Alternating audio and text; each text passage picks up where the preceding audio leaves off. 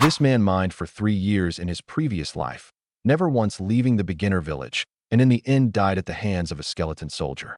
After being reborn, he awakened the only talent in the game. Every monster he kills permanently increases his attributes.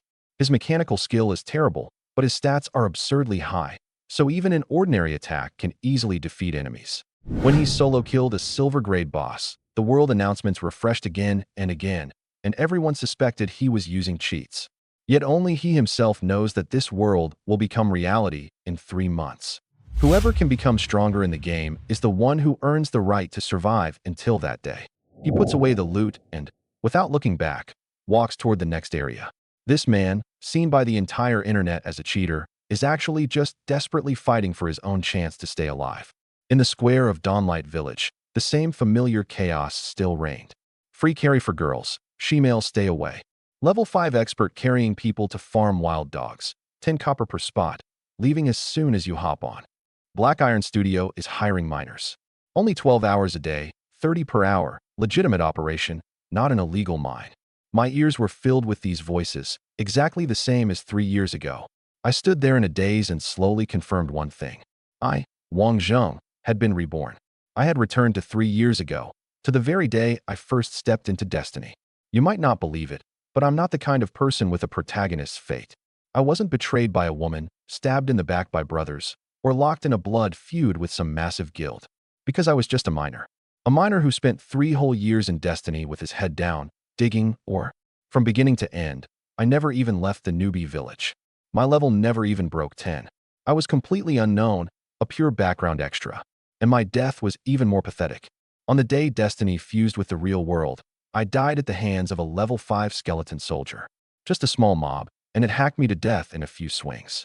But what I never expected was that the kind of treatment only novel protagonists get would actually fall onto my head. A second chance at life. Right now, I was a young man who had just been unemployed for 3 months, and it happened to be when Destiny was at the peak of its hype. The world's first fully immersive virtual reality MMORPG, one that let people truly step into another parallel world. The moment open beta launched, hundreds of millions of players rushed in. Within 3 days of launch, people were already earning their first pot of gold from a single piece of equipment or one skill book. Even people who didn't know how to play made a fortune just by mining for rich players. So I gritted my teeth, took out an online loan, spent 10,000 yuan on a game helmet, and gloriously became one of the miner brothers. The facts proved that money really could be made, or I wouldn't have kept at it for 3 years. But what truly stabbed me in the heart wasn't the money. It was that on the day Destiny descended into reality, only those with player status awakened supernatural powers. But I was just a miner. I had never leveled up, had no skills, no equipment, and all my stats were level 1. So what if I awakened power? Faced with a mind full of zombies and skeletons, I didn't even have the qualification to fight back. I was hacked to death alive. Maybe it's exactly because I died in the most pathetic way possible that heaven gave me another chance. I let out a self-mocking laugh and skillfully pulled up my status panel. Holy Knight, Level 1, Strength 5, Constitution 5, all 5s across the board. Attack 6, Armor 6. The only skill was the most basic Holy Blessing. In the talent column, there were 2 words, not activated. The character description hit even harder, an utterly ordinary rookie Holy Knight. I knew this panel too well. It had barely changed in 3 years. I could recite it by heart with my eyes closed. Some people might ask, why did you choose a class as unloved as the Holy Knight? The reason was extremely practical. The Holy Knight stamina bar was the longest of all classes. For mining, warriors had strength and archers had hand speed, but they had to stop and recover stamina after half an hour of digging. As a Holy Knight, I could mine continuously for a full hour without budging. Endurance was a miner's true capital. So for those 3 years, every day I mined more than others and earned more than others. But in this life, my mind was no longer on mining at all. I stared fixedly at that not activated talent, my gaze locked onto it. My miserable death in my previous life made me fully understand one truth. Without enough power to protect yourself, no matter how much or you mine or how much money you save, you're still doomed to work for others, and some skeleton soldier by the roadside can still take your life. Since I had a chance to do it over, I would never walk the same road again. Level up, get gear, learn skills, make myself strong. Only by becoming strong enough could I survive that catastrophe. And talent was the core of any player. In Destiny, talents were divided into 7 grades. F. E, D, C, B, A, and S. The higher the grade, the stronger and rarer it was. There were all kinds of ways to activate one, in dungeons, in quests, or by triggering hidden storylines. The simplest way was to have the village chief in the newbie village activate one for you. But the talents given by low-level NPCs like the village chief topped out at F rank or E rank, pitifully weak. The truly high-level talents all depended on lucky encounters and hidden plots. And I, Wang Zhong, though I was only a miner, mining was the kind of work you could completely AFK, so my favorite thing to do was lie on the forums and read about other people's exciting lives, especially those strategy posts about activating talents. Among all those posts, there was one memory burned into my bones. 2.5 years after the game launched, the server's first unique hidden talent was born. Take note, unique. The official website stated it very clearly. A unique talent was extraordinarily powerful, and there would never be a second one in the entire game world. It was a whole tier above even S rank, one of a kind. And the player who triggered that talent also happened to be a holy knight. According to the story, that guy was also some newbie planning to become a miner. On the day he created his character, he got drunk, logged in, and then slept for a full 2 hours at the holy knight spawn point. When he woke up, the system prompt said, "Hidden storyline triggered, unique talent activated." After that, not a second person ever succeeded with that trick. I didn't know exactly what that talent was, but I knew it would definitely crush the junk the village chief handed out. So, brother, sorry about this. In this life, I'm taking that talent first. I closed the panel and headed straight for the holy knight spawn point, the Temple of Light. It was a short, shabby temple with a wooden cross stuck on the roof. Compared to the grand halls of the other classes, it looked as poor as a work shed. There were only a few people inside too, completely unlike the overcrowded spawn points outside. The reason wasn't hard to understand. In Destiny, the Holy Knight was a support class centered on aura buffs, with bottom-tier combat power year after year. It couldn't even level on its own without teammates. That was also the fundamental reason I was hacked to death by a skeleton soldier in my previous life. Not because I was bad, but because this class itself just sucked. Inside the hall, the starting NPC, Priest Tagore, stood beneath the Statue of Light, expressionlessly watching the players coming and going. I passed through the crowd, walked to the front of the statue, and stopped. I didn't know exactly how that guy operated in my previous life, but there was one thing I was sure of. If he could trigger the talent by sleeping here for 2 hours, then this hidden storyline definitely had something to do with time spent staying here. Whether it would work or not, I didn't care for now. Trying didn't cost money, and at worst, I'd only waste 2 hours of mining time. What if it worked? So I faced the statue, stood perfectly straight, and then skillfully pulled up the forum interface. AFKing was my specialty. Back in the day, I could leave mining on all day long. The forums were still the same old 3 things: ranking threads, complaint threads, and strategy threads. On the strength of the 8 major classes, the Holy Knight doesn't even rank in the top 8. The Holy Knight is the only absolute trap class. Anyone who picks it is stupid. It's useless except for looking cool. I read through them one by one, and honestly agreed quite a bit. The Holy Knight's damage output was hard to describe. Its defense was worse than a shield warrior's, its support was worse than a priest's, and its aura buffs were negligible. It was a complete nobody class. The key problem was that it also had stubby legs and ran slower than everyone else. Bringing one into a team was like carrying dead weight. Time passed second by second. Half an hour went by, and I stood under the statue with my head lowered for half an hour.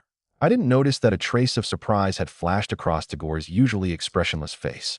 Another half hour passed, and that trace of surprise turned into delight. Finally, a full 2 hours. The expression on Tagore's face completely transformed into gratification. And at that very moment, a line of golden light suddenly burst open before my eyes. Holy Child of Light, your devotion has moved the great Heavenly Father. You have triggered the hidden storyline, Fanatical Piety, and obtained one chance to activate a talent. Activate now. It worked. It really worked. I snapped out of the forum interface and back to reality in an instant, so excited that my hands were shaking. That legend on the forums was real. Activate. Without even thinking, I slammed the confirm button. Come on. There was no way I'd stood there for 2 full hours for anything else. Activation successful. You have obtained the unique talent, Oracle. I held my breath and opened the talent description. Oracle. Grade. Unique. Effect. The monsters you kill will be completely purified and converted into your own permanent attributes. The moment I saw that line clearly, my whole body froze. I admit that when it comes to actual gameplay, I might not even compare to a beginner. But I've been glued to the forums for 3 years, so in terms of theory, I really knew my stuff, a proper armchair esports theorist. And precisely because I understood, I knew just how heaven-defying this line was. In Destiny, players had only 2 ways to gain attributes. The first was through equipment and items. The bonuses were high, but they were external. Lose the gear, and the attributes were gone. The second was through leveling up. Every level gave 1 point to each of the 5 core stats, plus 5 free attribute points. Permanent was permanent, sure, but leveling in Destiny was absurdly difficult. Before my rebirth, the #1 player on the whole server, Hao Jingqi, was only just above level 60. And what about my Oracle? Kill monsters, and I could directly pocket their attributes, permanently. What kind of concept was that? The answer was obvious at a glance. No wonder it was a unique talent. It was more terrifying than any talent I had ever seen on the forums. But talent alone wasn't enough. To convert attributes, I first had to kill monsters. I turned around and rushed out of the temple, squeezed back into the square, and got the newbie quest every player had done before from the village chief: hunt 10 wild dogs. In my previous life, after staying in the game for 3 years, those 10 dogs were the only monsters I had ever killed. After that, I never touched another single monster. But in this life, these 10 dogs were the first step in changing my fate against the heavens. Outside the square, there was a sea of people. The poor wild dogs were chopped to pieces by players the instant they respawned. The intensity of kill stealing was comparable to fighting for train tickets during the spring festival rush. Just as I was lamenting this, a red-eyed, drooling wild dog let out a howl and pounced at my feet. Level 1, 50 HP, just a roadside mutt. I'd never fought high-level monsters before, but bullying this thing was more than easy enough. Holy blessing! I shouted in full Chiyuni fashion. Golden light flashed all over my body, and I swung the cross in my hand in a full arc before smashing it down hard. Bang! The wild dog was smashed flat onto its back. A bright red damage number floated above its head, -27. The damage really was awful. Any other class would have broken 30 already. But I didn't follow up, because the moment the dog hit the ground, the surrounding players swarmed in and hacked it into a streak of white light in the blink of an eye. And in that instant, the prompt before my eyes was the real main event. You killed a wild dog and gained 5 experience points. Oracle talent triggered. The wild dog has been purified. Your strength and agility have permanently increased by 0.1. I sucked in a sharp breath. A wild dog, the lowest level trash mob in the entire game, worse than even slimes and goblins. Its description was only 2 words, a roadside mutt. And killing one piece of trash like that actually gave me 0.1 growth in 2 separate attributes. Then what about higher level monsters? Elite monsters? Bosses? At that thought, my blood instantly heated up. Not knowing how to play didn't matter. Clumsy hands didn't matter either. As long as my attributes could stack upward without limit, then no matter how flashy the mechanics were, they would all be made of paper in the face of absolute stats. At the very least, in this life, I would never live so stifled or die so pathetically again. 20 minutes later, the 10 wild dogs were all cleared, and my strength and agility had each risen by a solid full point. I returned to the square to turn in the quest. The village chief waved his hand, golden light descended, and I leveled up to level 2. I got 5 free attribute points, and without even blinking, I dumped them all into strength. The logic was simple. High output let me deal high damage. High damage let me kill monsters efficiently, and efficient monster killing would let Oracle stack my attributes even faster. It was a snowball cycle. Looking at my panel again, as a level 2 character, my strength had already skyrocketed to 17 points. It still wasn't on par with a warrior, but compared to the useless 6-attack trash I had been just now, my damage output had already been reborn. Even my character description had quietly changed. Child of Light, favored by the God of Light. I closed the panel, decisively refused the trash quest from the village chief that wanted me to help a widow carry water, and turned around to leave the village. This time, I didn't stay in the newbie area for even one extra step. Outside the newbie village, there were players everywhere, and monsters were impossible to compete for. If I wanted Oracle, this money printing machine, to run at full load, I had to go somewhere with fewer people, more monsters, and higher levels. I headed north all the way, with only one destination in mind: the Shattered Stone Wasteland. That was a level 5 to 10 grinding area. For newbies, it was practically forbidden land. There were 2 kinds of monsters there. One was the level 5 Wasteland Wolf, fast, high damage, and moving in packs, known as a newbie killer. More new players died in its jaws than anywhere else. The other was the level 10 stoneplate boar, thick-skinned, absurdly hard-hitting, and ridiculously fast as well. Veteran players respectfully called it the tyrant of the newbie village. Even maxed level 10 players wouldn't dare provoke it alone without forming a team. By all logic, for a level 2 holy knight like me to charge in there would just be delivering myself as free kills. But I wasn't panicking at all, because on the forums in my previous life, there was an iron rule. Only a guide that let newbies safely farm wasteland wolves and stoneplate boars counted as a qualified guide. And I, who had lurked on those forums for 3 years and practically worn those guides to shreds, had at least 9 ways of dealing with them stored in my head. The moment I stepped into the shattered stone wasteland, the whole world seemed to be put on mute. As far as the eye could see, only a few scattered teams were wandering around the outer edges, all of them high-level players or studio loot farming squads. But even they only dared to circle around the outskirts. No one dared go deeper in. I didn't charge inward either. I followed the edge all the way to the right. After walking for about 5 minutes, a huge pit appeared in front of me. The area around the pit was piled with large rocks, sealing the whole pit off tightly. But between those rocks, there was an extremely narrow gap, just wide enough to squeeze through. Passing through the gap brought you to the edge of the pit. At the edge stood a small platform a little over a meter high. It wasn't big, just enough for one person to stand on. When I saw this, I smiled. The quarry pit. In the background story, this was the huge pit dug out by the villagers of Dawnlight Village while quarrying stone, and the giant rocks around it were piled there because the villagers were afraid people might fall in. But in my previous life, this place also had a famous name, Wolf Hunting Pit. The reason was simple. The crack between the rocks was too narrow, so the wasteland wolves would get stuck on the terrain as soon as they squeezed in. As long as a player stood on the platform, they could farm wolves without taking any damage. As soon as this positioning exploit guide came out, Wolf Hunting Pit became a hot spot for newbies farming wolves. Back when I used to pass by here every day on my way to work in the mine, I would always see a line of newbies queuing up here, the line so long there was no end in sight. I never would have imagined that one day I'd be using this pit too. Climbing onto the platform, I pulled a stone out of my pocket. Throwing stone, the lowest grade throwing weapon, with only 1 point of attack. You could buy it casually at the weapon shop in Dawnlight Village, and it was mainly used for luring monsters. From the platform, I swept my gaze around and quickly locked onto the whereabouts of the Wasteland Wolves. Wasteland Wolves, level 5, 200 HP, pack monsters, always appearing in groups of at least 3 to 5. That was exactly why newbies wiped the moment they ran into them. At that moment, several Wasteland Wolves were wandering around the quarry pit, completely unaware that I had already set my sights on them. Off you go. With a flick of my hand, I threw the stone. Smack. It hit one of the Wasteland Wolves right in the forehead. Don't ask whether my aim was good. This was called the system's range correction. As long as you aimed roughly right, you'd basically hit every time. Otherwise, in a fully immersive game, archers would be completely unplayable, since not everyone was a professional athlete. The moment the stone hit, the wolves all jerked their heads up, 3 exclamation marks popping over them. Baring their fangs, they charged straight at me. But the gap between the rocks was too narrow. Only one could get through at a time. Lure a whole pack over, and there would still only ever be one that could fight me head-on. The wolf in front leapt up beneath the platform, let out a snarl, and sprang straight at my face. I gripped the cross tightly with both hands. At the instant its head rose above the platform, I activated Holy Blessing.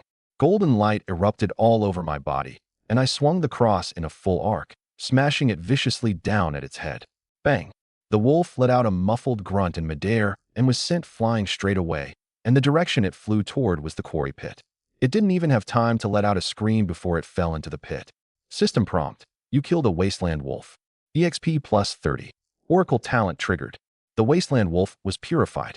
Strength and agility permanently increased by 0.4.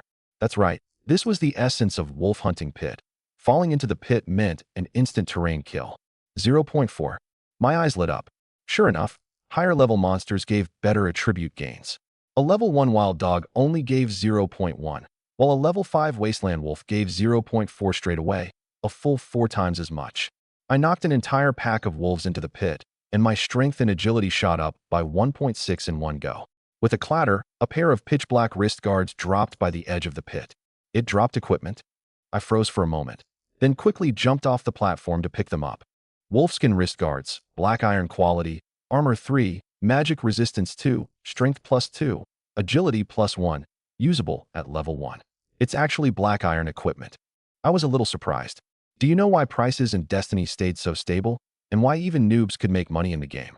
It was because the drop rates were absurdly low.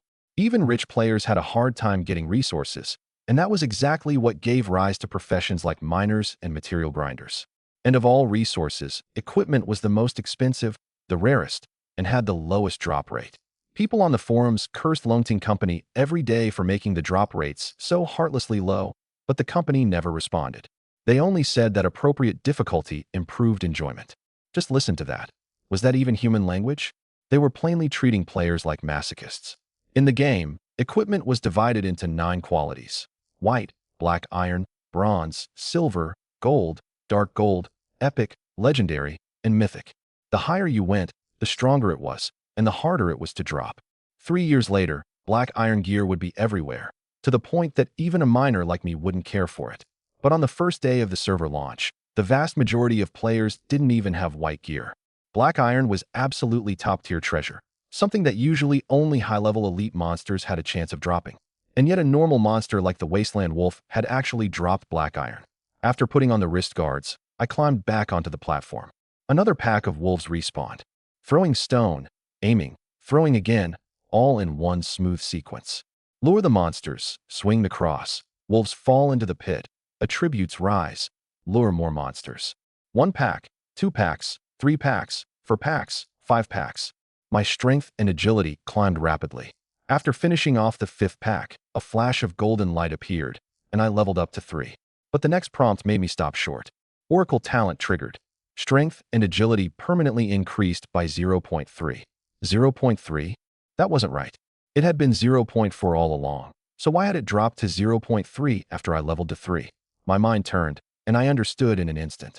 So the key to attribute growth wasn't how strong the monster was at all. It was the level difference between me and the monster. A level 1 fighting a level 1 monster gave 0.1. That was the talent's minimum guarantee. A level 2 fighting a level 5 wolf meant a 3-level gap, which added an extra 0.3, making it 0.4. Now that I was level 3, the gap had shrunk to 2 levels, so the extra bonus dropped to 0.2, and the growth naturally became 0.3. In other words, for every level a monster was above me, the bonus increased by 0.1. And that led straight to the conclusion. Once I reached level 6, killing wasteland wolves wouldn't give me any attribute gain at all. But reasoning the other way, if I went to fight a level 10 stoneplate boar right now, the 7-level difference would push attribute growth straight up to 0.8.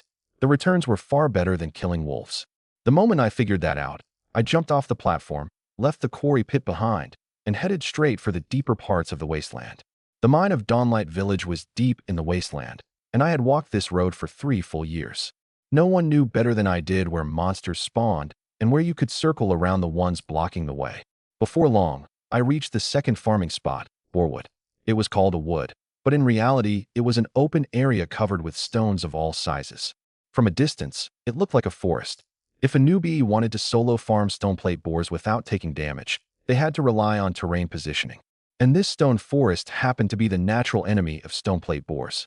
The stoneplate boar's nastiest move was boar charge. High damage, high priority, high speed, almost impossible to dodge or block. But inside the stone forest, the densely packed giant rocks perfectly restricted its movement, preventing it from charging properly. That was why this became the ideal terrain for farming stoneplate boars. Although I had never personally killed a stoneplate boar before, I knew the forum strategy posts by heart. At the edge of Boarwood, several stoneplate boars were rooting around on the ground, seemingly searching for something. Stoneplate boar, level 10, 1000 HP, skills, stonehide, and boar charge. Its description stated it clearly. Its charge could smash to death any enemy standing in its way. Little piggy, uncle's here. I opened with a throwing stone again. Smack. It hit one boar right on the head. The boar raised its head and glared at me. It scraped its hoof against the ground twice, then lowered its head and launched into a charge, barreling toward me like a small car with the gas pedal floored. So fast. It was my first time seeing boar charge, and the speed shocked me. I turned and dove straight into the stone forest. Boom. With a huge crash, the stoneplate boar slammed headfirst into a rock. The boulder behind me shook, and dust came showering down. My face went pale. No wonder the forums described this thing as so terrifying. Seeing it in person was even more outrageous. If that had really hit me, I'd probably have been launched on the spot. A -250 floated above its head. The stone plate boar shook its dazed head and charged into the stone forest. The moment it entered the stone forest, it could no longer use its charge, and its speed instantly slowed. My agility was now 17. It wasn't especially high, but it was more than twice as fast as the stubby legs of an ordinary holy knight. Kiting this pig was more than manageable. According to the guide, it was 2 steps forward, 1 strike back. I ran 2 steps forward, turned around, and swung the cross. Bang! Golden holy light smashed heavily into the boar's head. My 33 strength plus 1 attack from the weapon gave me 34 total attack. Doubled, that became 68 damage, plus another 8 points of holy damage. -76. The boar staggered from the hit. I kept up the 2 steps 1 strike rhythm. 2 steps forward, turn back, swing. Bang, bang, bang. -76, -76, -76. Half a minute later, the stone plate boar let out a miserable shriek. Its health bar emptied, and it crashed to the ground. System prompt: you killed a stone plate boar. EXP plus 80. Oracle talent triggered. Strength and constitution permanently increased by 0.8. Just as I thought. My heart surged with joy. It matched my guess exactly. The trigger mechanism really was the level gap. And this time, it wasn't agility that increased, but constitution and strength instead. That meant the attributes gained were also tied to the monster type. Assassin types gave strength and agility, while tank types gave strength and constitution. What followed next was slaughter. Oracle talent triggered. Strength and constitution permanently increased by 0.8. Oracle talent triggered. Strength and constitution permanently increased by 0.8. Oracle talent triggered. Strength and constitution permanently increased by 0.8. Prompt messages flooded my vision as stoneplate boar after stoneplate boar died beneath my cross. My strength and constitution surged wildly, and my attack and defense visibly skyrocketed. At first, I still had to rely on the stone forest to limit its speed and wear it down with the 2 steps 1 strike pattern. Later on, my attack grew so high that I couldn't even be bothered to dodge its charges anymore. One swing of the cross was enough to knock the boar back several meters. Yes, knockback. That was the hidden effect of stacking strength high enough. Attack priority. The stronger your strength, the higher your priority. Even if 2 people had exactly the same attack power and skill, the one with higher strength would suppress the weaker one completely. That was the advantage of priority. And not only that, the stoneplate boar's drop rate was even higher than the wasteland wolf's. It even dropped big gear pieces like armor.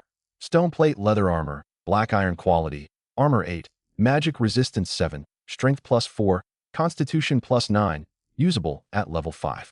Watching the equipment pile up in my bag and my stats grow more and more absurd, I became more and more addicted to farming. I farmed from noon all the way until dark, a full 5 or 6 hours, without a drop of water or a bite of food. I had no idea how many boars I had smashed in the head by then, but with one more flash of golden light, I leveled up to 8. I stopped and opened my status panel. ID, Crude Cow, Holy Knight, level 8. HP 5140, Strength 278, Constitution 257, Agility 23, Attack 279, Armor 280.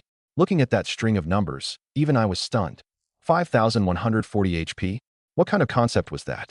In my previous life, the standard for judging whether a tank was strong was HP.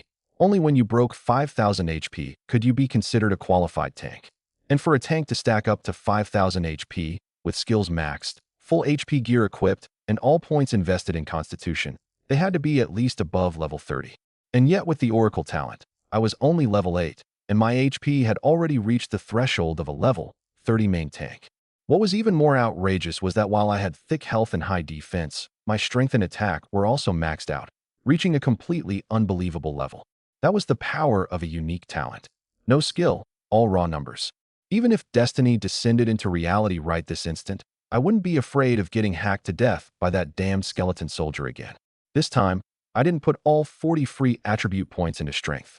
Instead, I invested them into agility. No matter how high your attack was, it was useless if you couldn't hit anyone. Running away and chasing people both depended on your legs. I closed the panel and glanced at the time. From morning until now, I had already been immersed in the game for more than 10 hours without touching a single sip of water or grain of rice. Young people still had to take it easy when gaming. As long as the green hills remained, there'd be no shortage of firewood. With the Oracle talent, Becoming stronger was only a matter of time. There was no need to rush it. If I played myself to sudden death on the very first day of the server launch, that would be way too unfair. Dying twice in one day would be the pure shame of a transmigrator. Log out. I immediately summoned the menu, ready to leave the game. Right at that moment, HRRR. A furious roar exploded from not far away. A gigantic figure was charging toward me, getting closer and closer. It was a stoneplate boar. No, that wasn't right. A stoneplate boar wasn't this big. The one before my eyes was several times larger than an ordinary stoneplate boar, its body wider than a car, with 2 tusks over a meter long. When it ran, the earth itself trembled. Holy crap, it's a boss. I instantly jolted awake and remembered one of Destiny's hidden mechanics. If a player killed enough monsters of one type, there was a chance a boss would spawn to seek revenge. And revenge bosses had stronger stats and more aggressive attack behavior. They were the kind that gave players across the whole server the biggest headaches and had the highest wipe rates. Looks like I'd slaughtered pigs a little too hard and drawn out this great Buddha. I threw out a detection skill. Earth Stoneplate Boar King, Silver Rank, Revenge Mode, Level 15, with a full 50,000 HP. Damn, cold sweat broke out all over me. Revenge Mode was bad enough, but this was actually a silver boss. You had to know that in the game, bosses were divided into 7 tiers. Even the lowest grade bronze boss required a fully geared 5-man party of the same level to chew through. And this one was silver, 1 rank above bronze. Its level was also a full 7 levels above mine, and it just happened to be the most troublesome type of all, a revenge boss. Even with the Oracle talent, I couldn't help but feel fear when looking at it. There was no helping it. At the end of the day, I was just a labor-grinding dog, not some battle-hardened super elite player with godlike mechanics. With a monster like this charging at me, being afraid was the normal reaction. Run, run, run. Without a second word, I turned and bolted. With 63 agility, I was already a full agility speedster in the eyes of ordinary players. But in the eyes of the charging Boar King, it was nowhere near enough. I had barely run a few steps when thunderous vibrations came from behind me. It was already right on my back. It's over. I'm dying here. My 3-year invincible body is finally about to break today. Back then, when I was just a level 1 small fry with nothing but my bare ass, I could roam the shattered stone wasteland freely and never got killed once in 3 years. And now, with absurdly overpowered stats, I was about to die here instead. Where the hell was the justice in that? With a loud duong, the Boar King's head slammed solidly into my back.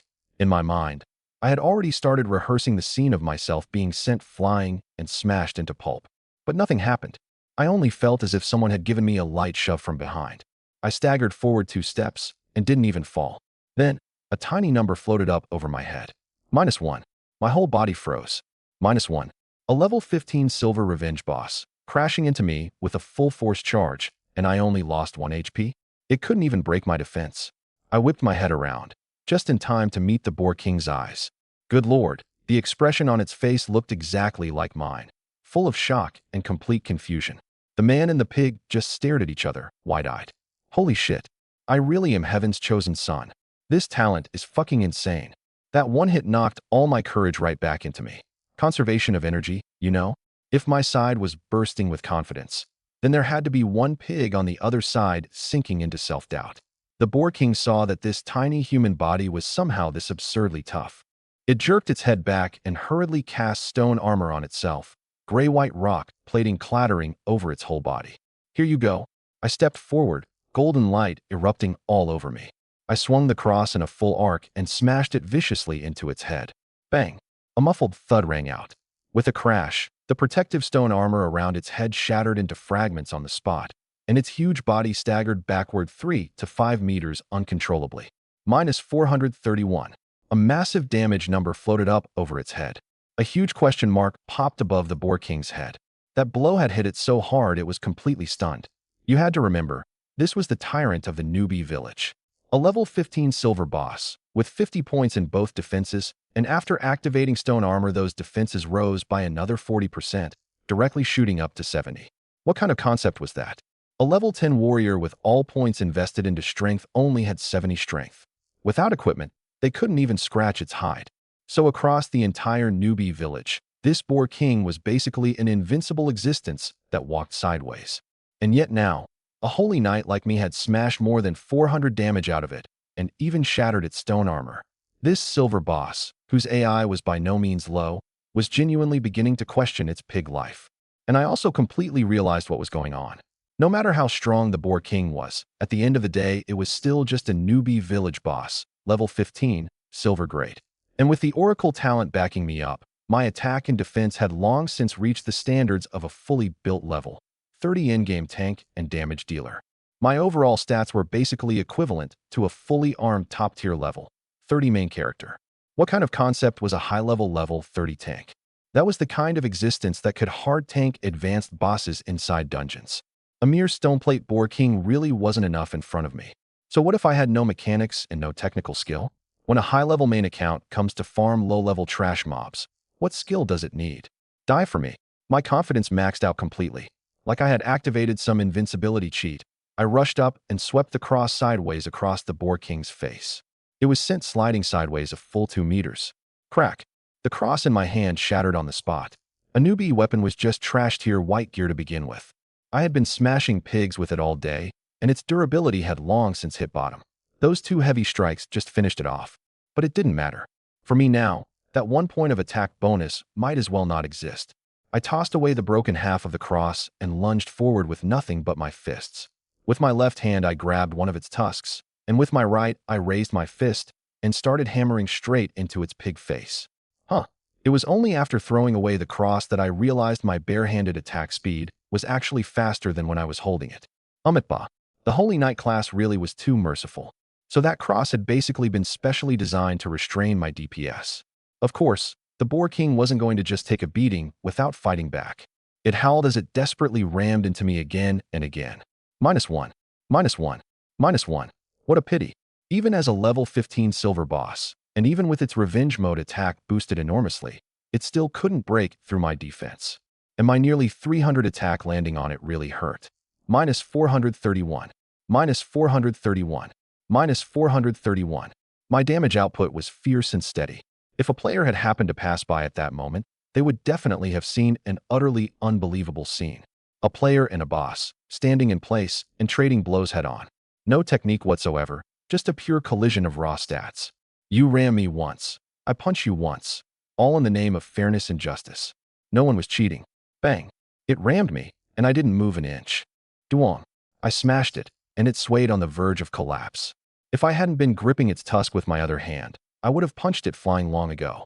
Starting to sweat now, little bro? Have you figured out who the real boss is yet? The dull thuds of flesh on flesh echoed across the wasteland, and the Boar King's health bar visibly dropped. 50,000 HP looked like an astronomical number to others, but under my fists, it was just a string of digits. HRRRGH. With a heart-rending scream, its health bar finally emptied. With a thunderous boom, its car-sized body crashed to the ground. Crash, a huge pile of loot exploded out of its body and scattered all over the ground. At the same time, 2 beams of golden light shot skyward from my body. I leveled up twice in one shot and reached level 10. System prompt. You killed the revenge boss Earth Stoneplate Boar King. EXP plus 150,000. Reputation plus 150. Do you want to reveal your ID?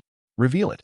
I might just be a minor, but after surviving in the newbie market for 3 years, I understood the phrase, a man's name is like a tree's shadow, better than anyone. If you wanted to make money, your ID was your brand. A famous person's goods always sold better than an ordinary person's. The next second, a line of golden world announcement text swept across the sky. World announcement. Player Crude Cow of Newbie Village number 3318 has solo killed the Newbie Village Lord Boss, Earth Stoneplate Boar King. His heroic deed shall be forever recorded in history. The moment the announcement came out, the world channel instantly exploded. Holy shit. Crude Cow? Who the hell is that? He actually soloed a silver boss. Solo killed. What a ridiculously niche phrase. And it was a silver boss. What's this guy's background? I've seen the Earth Stoneplate Boar King before. It's a level 15 silver boss. Our guild organized a group to hunt it yesterday, and even our hardest-hitting mage couldn't break its defense. Soloing it. I think he's cheating. What do you mean he's cheating? This guy never turned the cheats off. Report him, report him. Shock, doubt, cries of reporting him. The whole world channel descended into chaos. And while they were arguing themselves hoarse, my talent had already quietly triggered on my side. A beam of golden light covered the Boar King's corpse. That massive body seemed to meld away, turning into specks of light that drilled into my body. Oracle talent triggered. Earth Stoneplate Boar King was purified. Your strength and constitution permanently increased by 80 points. 80 points. My eyes went wide. I had farmed Stoneplate Boars for an entire day, and my strength and constitution had only gone up by 200 in total. But now, killing just one boss gave me 80 points in one shot. Sure enough, killing bosses was the real fast way to grow. After marveling for a moment, my gaze fell onto that pile of loot. For normal players, this was the most satisfying part of killing a boss. A newbie village lord, a level 15 revenge mode silver boss, and also a first kill. With all those layers of bonus stacked to the max, this pig had really been generous. It dropped 5 gold coins just in cash, and as for equipment, it spat out 4 pieces in one go. The first was Fong Blade, a bronze one-handed sword with 27 attack and a passive rend effect, a certain chance to inflict bleeding. Unfortunately, it was warrior exclusive, so I couldn't use it. The second was Heart of Stone Armor, a bronze necklace that came with the Stone Armor skill.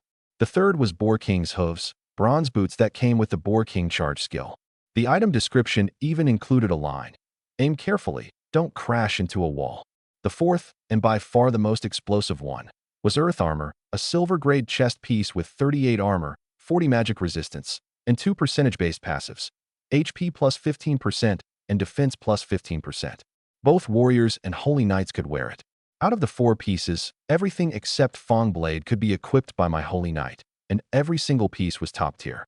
Fong Blade's nearly 30 attack aside, that bleed effect alone guaranteed it would be worth a fortune. Other people might not understand what bleeding was, but I knew perfectly well. This thing ignored defense. Once triggered, no matter how high your level or how strong your stats were, you would continuously lose HP. In my previous life, some bosses could only be beaten by specifically bringing bleeding weapons. There was even less need to mention Heart of Stone Armor. Accessories like necklaces and rings were the lowest drop rate, rarest type of equipment in Destiny. Rare among the rare, absurdly valuable, almost equivalent in price to a same-level weapon or chest piece. And with a protective skill like Stone Armor attached, this necklace's value was absolutely no lower than Fong Blade's. Boar King's Hooves had average main stats, but it came with a charge skill. Charge was a warrior's iconic core skill, the kind you could use for your entire career. Wearing those boots was basically equivalent to having one more charge than other warriors. No need to explain the value of that. As for that silver-grade Earth Armor, what kind of concept was silver gear? The drop rates for equipment in Destiny were extremely low. Before dungeons opened, the overwhelming majority of players couldn't even piece together a full set of white gear. Even by the era when the entire player base had reached level 30, being able to gather a full bronze set was enough to count as graduating. Silver gear, even 3 years later, was still an extremely rare existence. As far as I knew, the first silver item on the forums had been a helmet dropped a month later from the level 15 dungeon Wailing Cavern. At the time, a rich player had directly offered 50,000 yuan for it, and that had only been a helmet, just a small piece. If it had been a big piece like a weapon or chest armor, the price would have at least doubled. And this Earth Armor wasn't just silver, it also had percentage-based bonuses. In the early game, they didn't look that eye-catching, but once players grew stronger, percentage bonuses became terrifyingly absurd. In other words, unless something unexpected happened, this armor could be worn all the way to graduation. Besides the 4 pieces of equipment, the Boar King also dropped 1 skill book, 3 chunks of pork, and 1 sheet of pigskin. The pork and pigskin were crafting materials for side professions, so they were useless to me. But the skill book was good stuff. Earth Stomp, a D-rank special skill book, stomped the ground to deal area damage to nearby targets. An AoE skill? My eyes lit up. Holy Knights weren't combat-oriented to begin with.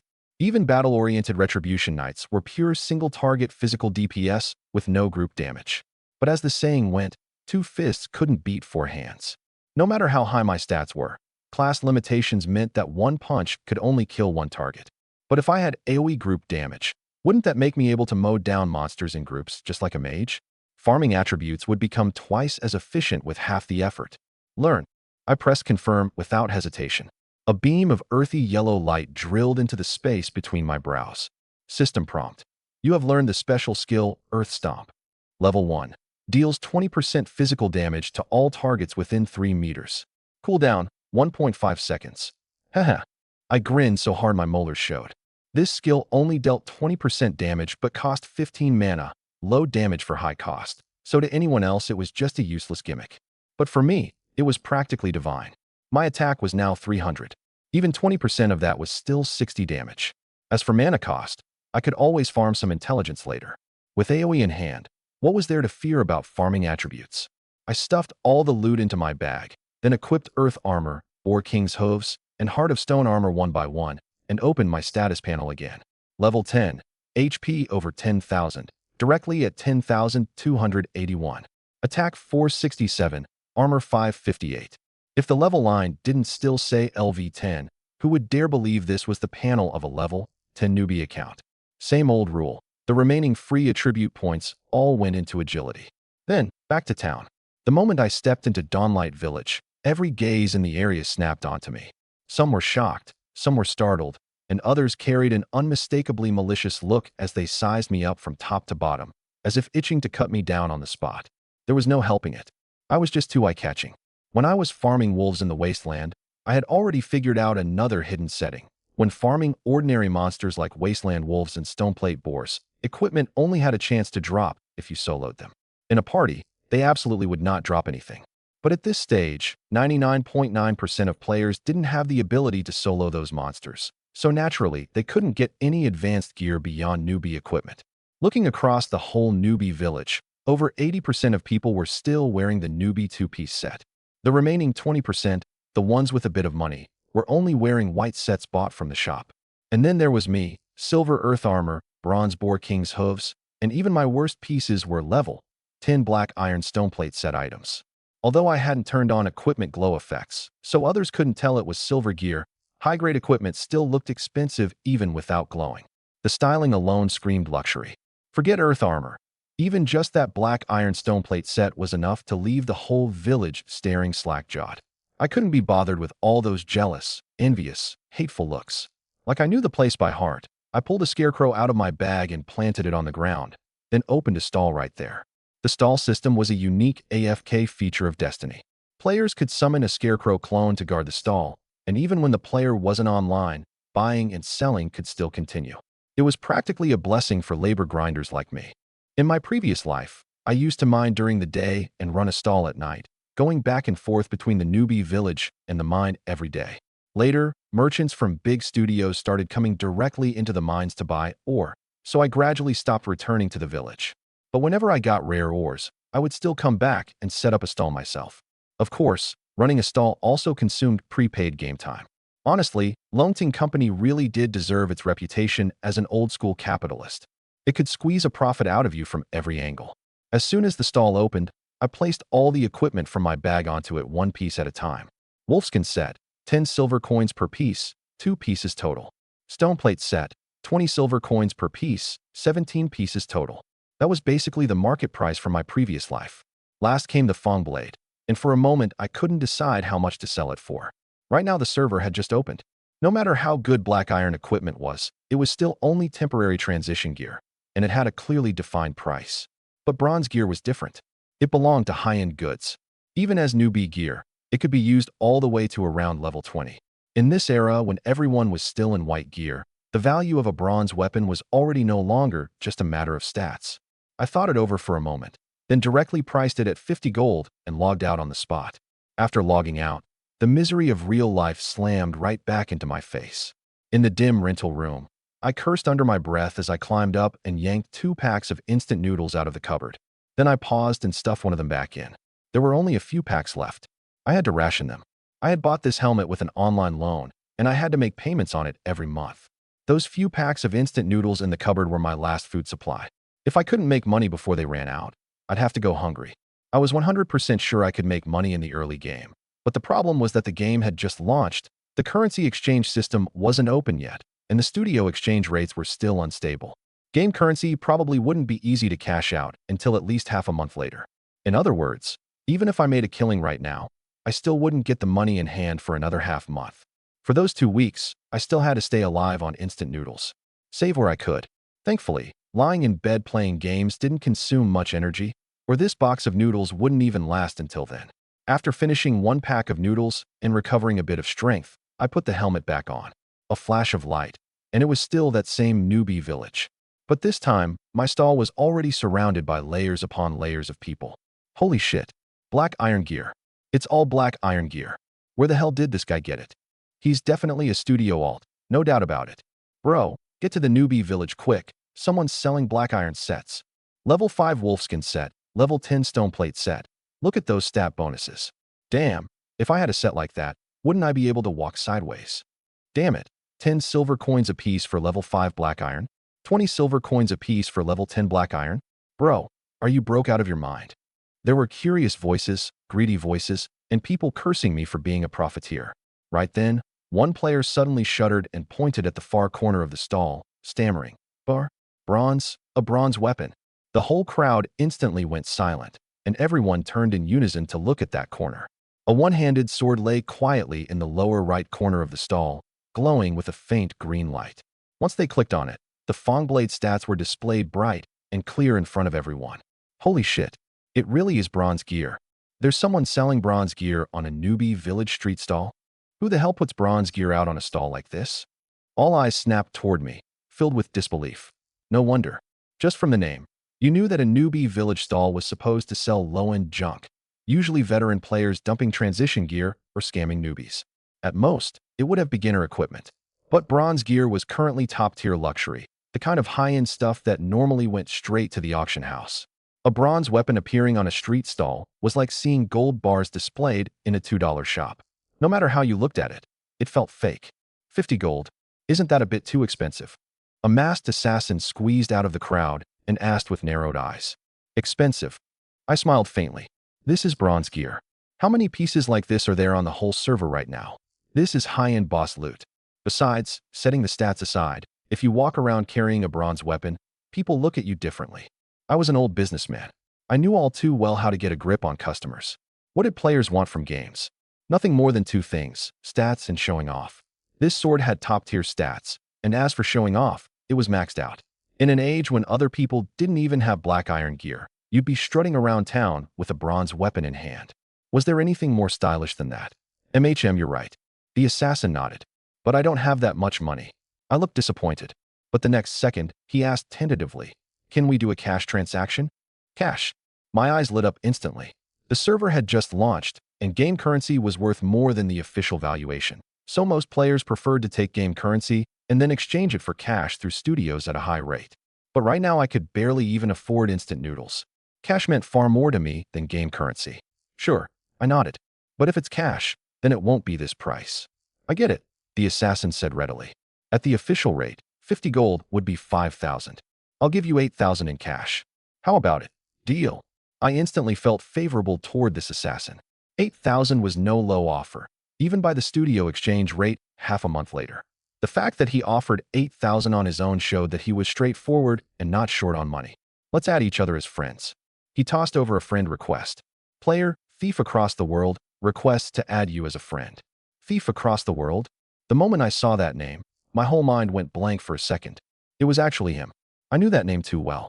It was practically thunder in the ears. In my previous life, no one hadn't heard of Thief Across the World.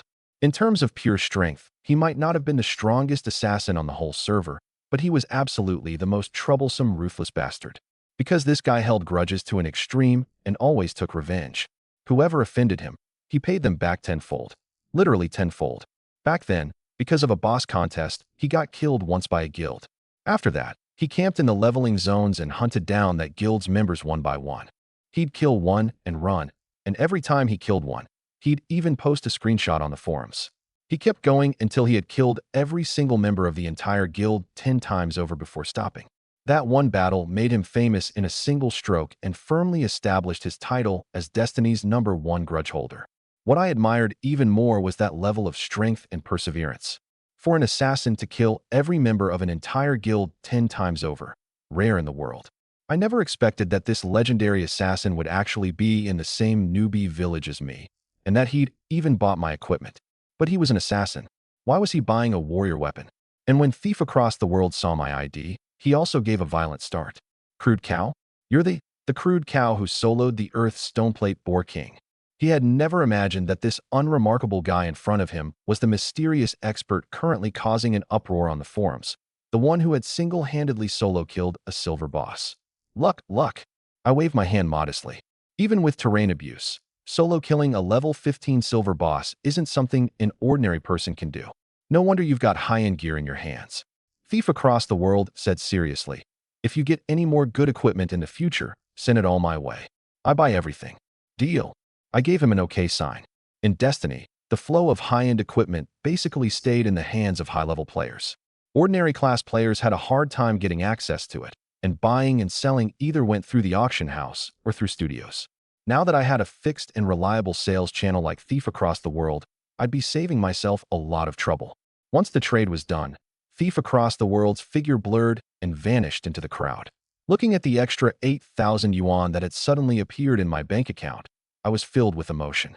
Boss hunting really was where the money was. In my previous life, I'd worked my ass off mining. To make 8,000, even with good luck, it would still take more than a week. But now, one bronze weapon and 8,000 was in hand. Sure enough, mining had no future. To make it big, you had to become an expert. Before long, all the equipment on my stall was sold out, bringing in 360 silver coins. Adding the 5 gold the Boar King had dropped, plus the copper coins from monster farming, I now had a full 10 gold coins saved up. During the newbie phase, 10 gold was definitely a huge fortune. Putting away the stall, I walked straight to the village chief. According to Destiny's setup, players had to complete the village chief's departure trial before they could unlock the teleport gate to the main city. It's only been a short while, yet you have already become a powerful holy knight. The village chief still had that same muddle-headed look. We'd obviously only gone half a day without seeing each other, but the way he said it made it sound like years had passed. Many thanks to village chief and the elders of the village for your care. Even though I knew he was talking nonsense, I spouted nonsense right back. So now you've decided to go out and seek adventure? That's right. Please, village chief, tell me the road to leave. Very good. The village chief nodded in satisfaction.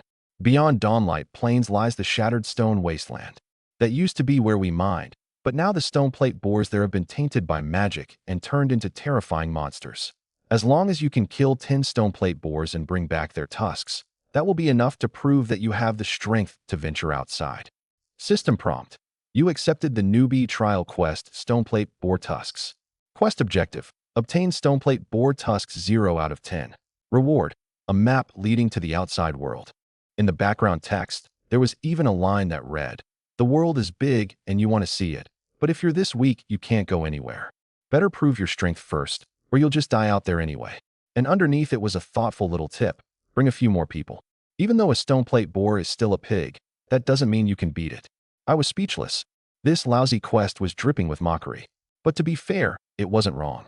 Ordinary players at the start of the server, with no skills, no equipment, no abilities, and no guides, simply couldn't solo stoneplate boars.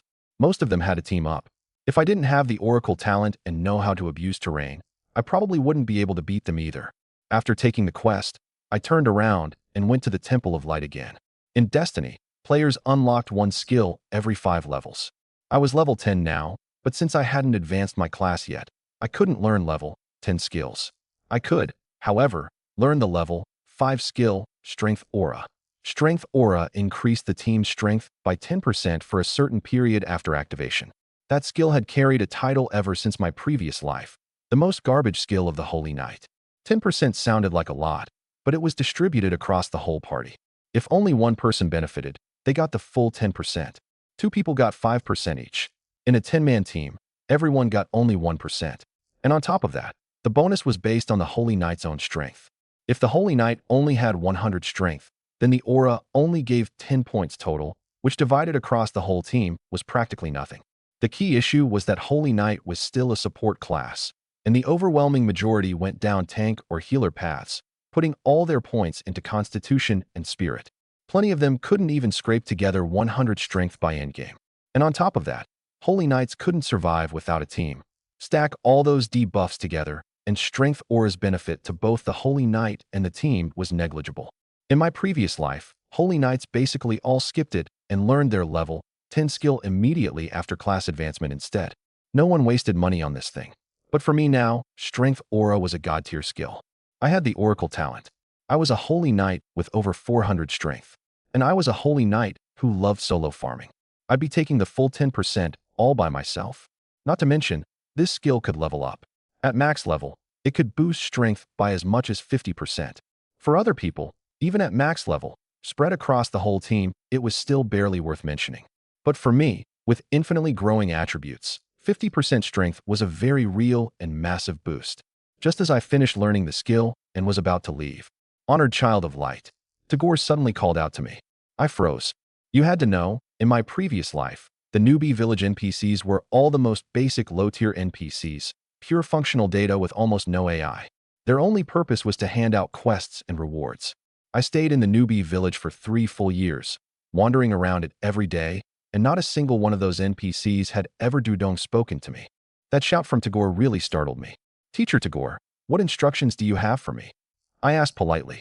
In Destiny, high-level NPCs with AI were very intelligent and had favorability settings toward players.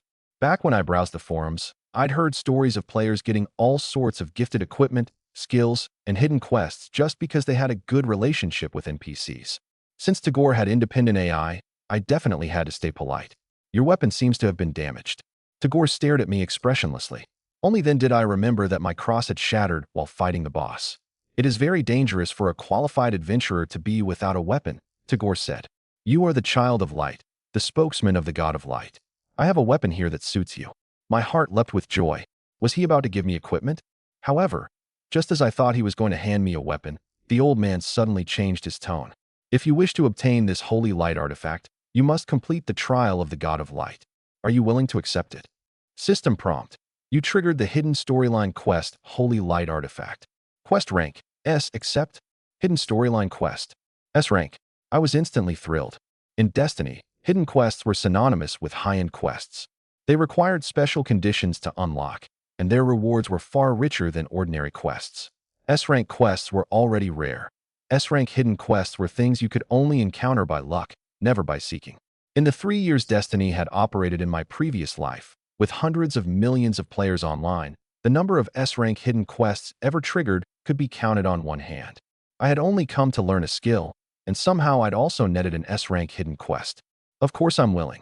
I hit confirm without even thinking, as expected of the most devout believer of the God of Light. Tagore nodded in satisfaction. The Earth Stoneplate Boar King is the lord of the Shattered Stone Wasteland. If you can hunt it and bring back its hide, I will present this holy light artifact to you. Quest objective. Hunt the Earth Stoneplate Boar King and obtain 1 Earth Stoneplate Boar King hide. Reward, 1 holy light artifact. The moment I saw the quest details, I was first stunned, and then I almost burst out laughing. Boar King hide. Wasn't that thing lying in my backpack right now? I had originally planned to take it to the main city after level 10 to make equipment with it. I never expected it to also be a quest item. Look, without another word, I pulled the pig hide straight out of my backpack and slapped it in front of Tagore. This is. Tagore was stunned on the spot. By the Father God above, the Child of Light truly possesses the power to hunt the Earth's Stoneplate Boar King. Hey, what kind of thing is that to say? My face darkened. From the sound of it, he hadn't expected me to come back alive at all, had he? Tagore paid no attention to my dissatisfaction.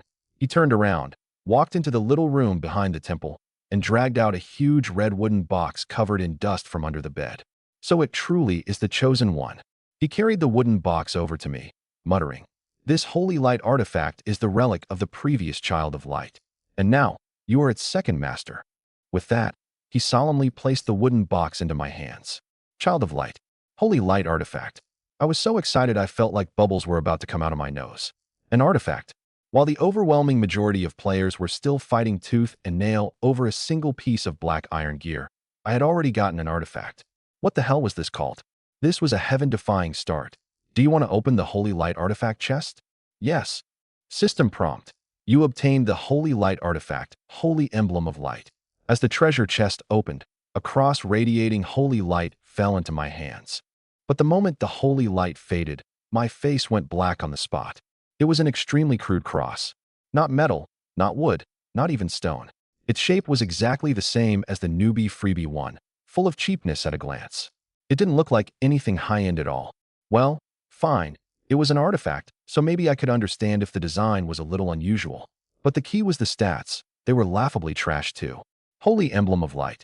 Attack 5, Magic 5, Equip Level 1, Progress 0/100. Item description.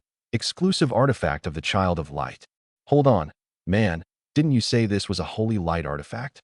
The weapon category is called Holy Light Artifact, Tagore said expressionlessly, in a tone that made it sound like the most natural thing in the world. I was numb. At last I realized what was going on.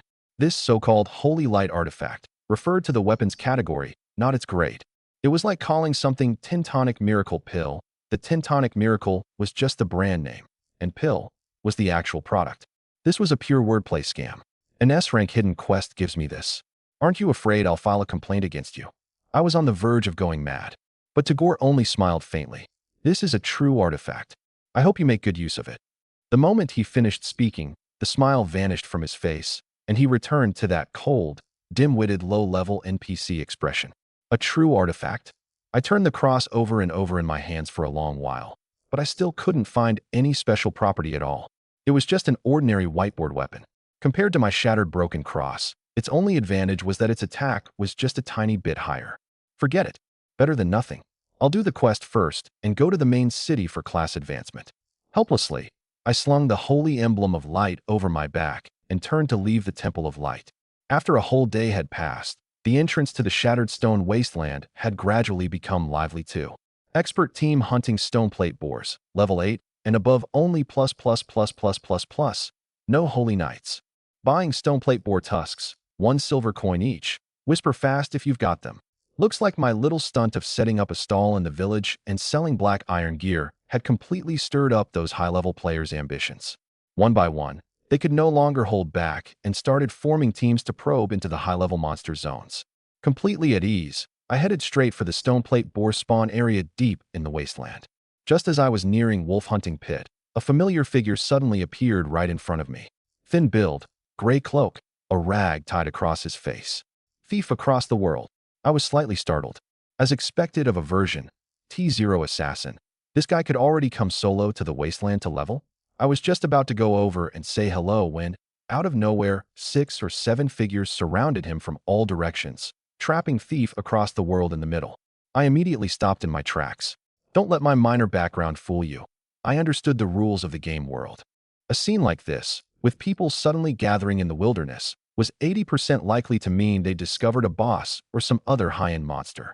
If a half-acquainted guy like me barged in, it'd be no different from stealing their monster. Just as I sensibly prepared to leave, Thief across the world's icy voice drifted over. Who are you people? I stopped and turned to look. Don't know us, one warrior said with a grin.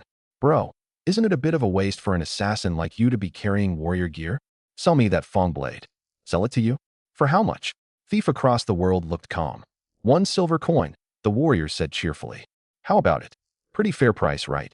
As he spoke, the surrounding players all stepped forward in unison, sealing off every possible escape route for Thief across the world. Bandits. My heart gave a thump. I knew this bunch of bastards too well. There was no law in the game world. Killing people wasn't illegal, and robbery was a daily occurrence. In my previous life, a level 1 mining alt like me had been the biggest victim of all. A bunch of low-level characters with no combat power, but carrying, or exactly the kind of easy prey everyone wanted to bite off a piece of. I hated this sort to the bone. Before I was reborn, I got bullied by them. Now that I'd been reborn and still ran into them, if I didn't teach them a lesson, then wouldn't this life of mine have been wasted? Heh, and what if I refused to sell? As expected of the #1 ruthless man under heaven, Thief across the world showed no fear at all, even facing 7 people. Then we'll just take it ourselves. At that point, not only will you not get your 1 silver coin, you'll also die and respawn. And when you die, you lose a level's worth of EXP, you know. The warrior smiled with a blade hidden in the grin. Yeah, then come take it if you've got the skill. Thief across the world sneered and pulled out a dagger glowing with blue-green light. Bronze dagger. Holy shit, this guy's got real goods. The whole bunch of bandits' eyes went wide, and that assassin among them got especially excited. Boss, that dagger's mine. The warrior called soaring to the sky was also overjoyed. He'd only been eyeing the Fong blade at first, but he hadn't expected an extra windfall. Quit wasting words with him. Grab him and search him. The warrior shouted, raising his sword and slashing down at Thief across the world. Thief across the world remained unhurried and lightly stepped back. Whoosh. The sword missed and struck the ground. At almost the exact same moment, a cold arrow ripped through the air, shooting straight for the back of his head. Just as it was about to blast his skull open, it was as if he had eyes in the back of his head. Without even turning around, he flicked his dagger backward. Clang! Right on target, the arrow was knocked aside. And while deflecting the arrow, his feet never stopped moving. He darted to the nearest mage and drove the dagger straight into the man's throat. Minus 275. The mage's fireball was interrupted on the spot, and his HP bar instantly emptied. Beautiful. Watching from the side, I couldn't help blurting out my praise. No wonder he was the kind of ruthless figure who had once shaken the entire world. That dodge, that deflection, that stab. He avoided the frontal attack, blocked the sneak attack from behind, and took someone out in passing, all in one smooth flow, instantly tearing open the encirclement. This kind of operation and combat awareness was on an entirely different dimension from those bandits. Fuck, he dares kill one of ours. Get him. The warrior was shocked and furious. With one order, everyone raised their weapons and charged. According to Destiny's rules, when a player died, equipment and items dropped randomly. But if you captured them alive and searched them, you could strip both their equipped gear and backpack clean. So these bandits had originally wanted to take him alive. But the moment they saw a thief across the world instantly kill one of them, they immediately woke up to the fact that this guy was dangerous. Capturing him alive wouldn't be easy, so they went all out at once. Whoosh, whoosh, whoosh. The two archers drew their bows and unleashed a flurry of shots. Thief across the world flashed aside and dodged. But in the instant he was avoiding them, the lead warrior suddenly closed in and brought down a heavy slash. Thief across the world no longer had time to reposition and could only raise his dagger to block. Clang! The longsword crashed heavily into the dagger, throwing out a spray of sparks. Warriors were pure strength classes. Assassins were agility classes. Whether in attack or impact priority, assassins were far inferior to warriors, even if they were holding a bronze dagger. That single sword strike nearly knocked Thief across the world's dagger out of his hand and forced him back several steps. Before he could steady himself, the air behind him twisted, and a short figure appeared, gripping two daggers and stabbing straight for his lower back. Just as the blade was about to sink into Thief across the world's body, a dark figure suddenly blocked between the two of them. Clang! The assassin's dagger stabbed into that figure. -1. A tiny number floated up. Only then did everyone see the newcomer clearly. Broad-shouldered, thick brows, big eyes, wearing a set of obviously high-grade armor, with a somewhat friendly smile still on his face. It was me. System prompt. You have been maliciously attacked by the team of Soaring to the Sky. You have 300 seconds to fight back in self-defense. You, Thief across the world, was the most shocked of all. Why are you here? For a moment, he'd actually thought I was with this group of bandits. He had even tightened his grip on the dagger in his hand, passing through to do a quest. I spread my hands. Looks like you've run into a bit of trouble. It's fine. I could have gotten away myself. But now that you've gotten involved, I can't run anymore. Once he realized I wasn't one of them and was actually helping him, Thief across the world's expression froze, and then he even sounded somewhat reproachful. You're a holy knight. Why the hell are you sticking your nose into this? I honestly wanted to punch him to death. This bastard. I came to save him, and he was blaming me. Holy crap, what's with this holy knight? His defense is that high. Over on the bandit side, when they saw their assassin stab me and only deal force damage, they all cried out in surprise. Well, duh. Didn't you see his armor? It's obviously high-grade gear. Besides, he's a holy knight, said the lead warrior Soaring to the Sky. He wasn't too shocked. If anything, his face was full of excitement. Perfect timing. Now I've got both a weapon and armor set delivered to me. This holy knight is the one who was selling the bronze weapon in the village earlier. Someone in the crowd recognized me. Ha. We just caught one fat sheep, and now another one delivers himself. The whole gang of bandits was so excited they looked like bubbles were about to come out of their noses. In their eyes, the two standing there weren't players at all, but two walking armories. Don't let them run. Old 7 and Old 4, you come with me against the assassin. Old 5 and Old 6, you deal with that holy knight. Soaring to the Sky pointed at me and gave orders again. You got it. The instant he finished speaking, a martial artist leapt at me, his right fist erupting in golden light as it smashed straight at my face. Crushing fist. Dodge. Thief across the world's expression changed, and he hurriedly warned me. But I didn't move at all. I didn't even show the slightest intent to dodge. Thief across the world had overestimated me. If I really had that kind of mechanical skill, I wouldn't have ended up becoming a miner in my previous life. Bang. Right before his eyes, the martial artist's crushing fist smashed into my face with no restraint whatsoever. Thief across the world immediately covered his face, unable to bear watching. This was truly painful to look at. With skills like that, how did I dare come save anyone? Not a shred of self-awareness. Wasn't this just delivering myself to death? But the next second, A scene so absurd that everyone's jaws dropped appeared before them. The sight everyone expected, me getting knocked flat by that punch, never happened. I didn't even sway. -1. A tiny number floated above my head, as if mocking the martial artist. You don't even have the strength to hit someone, and you dare come rob people? Forced damage again. The whole place fell silent. A martial artist didn't have the highest damage output, but Crushing Fist was the only skill that came with knockback.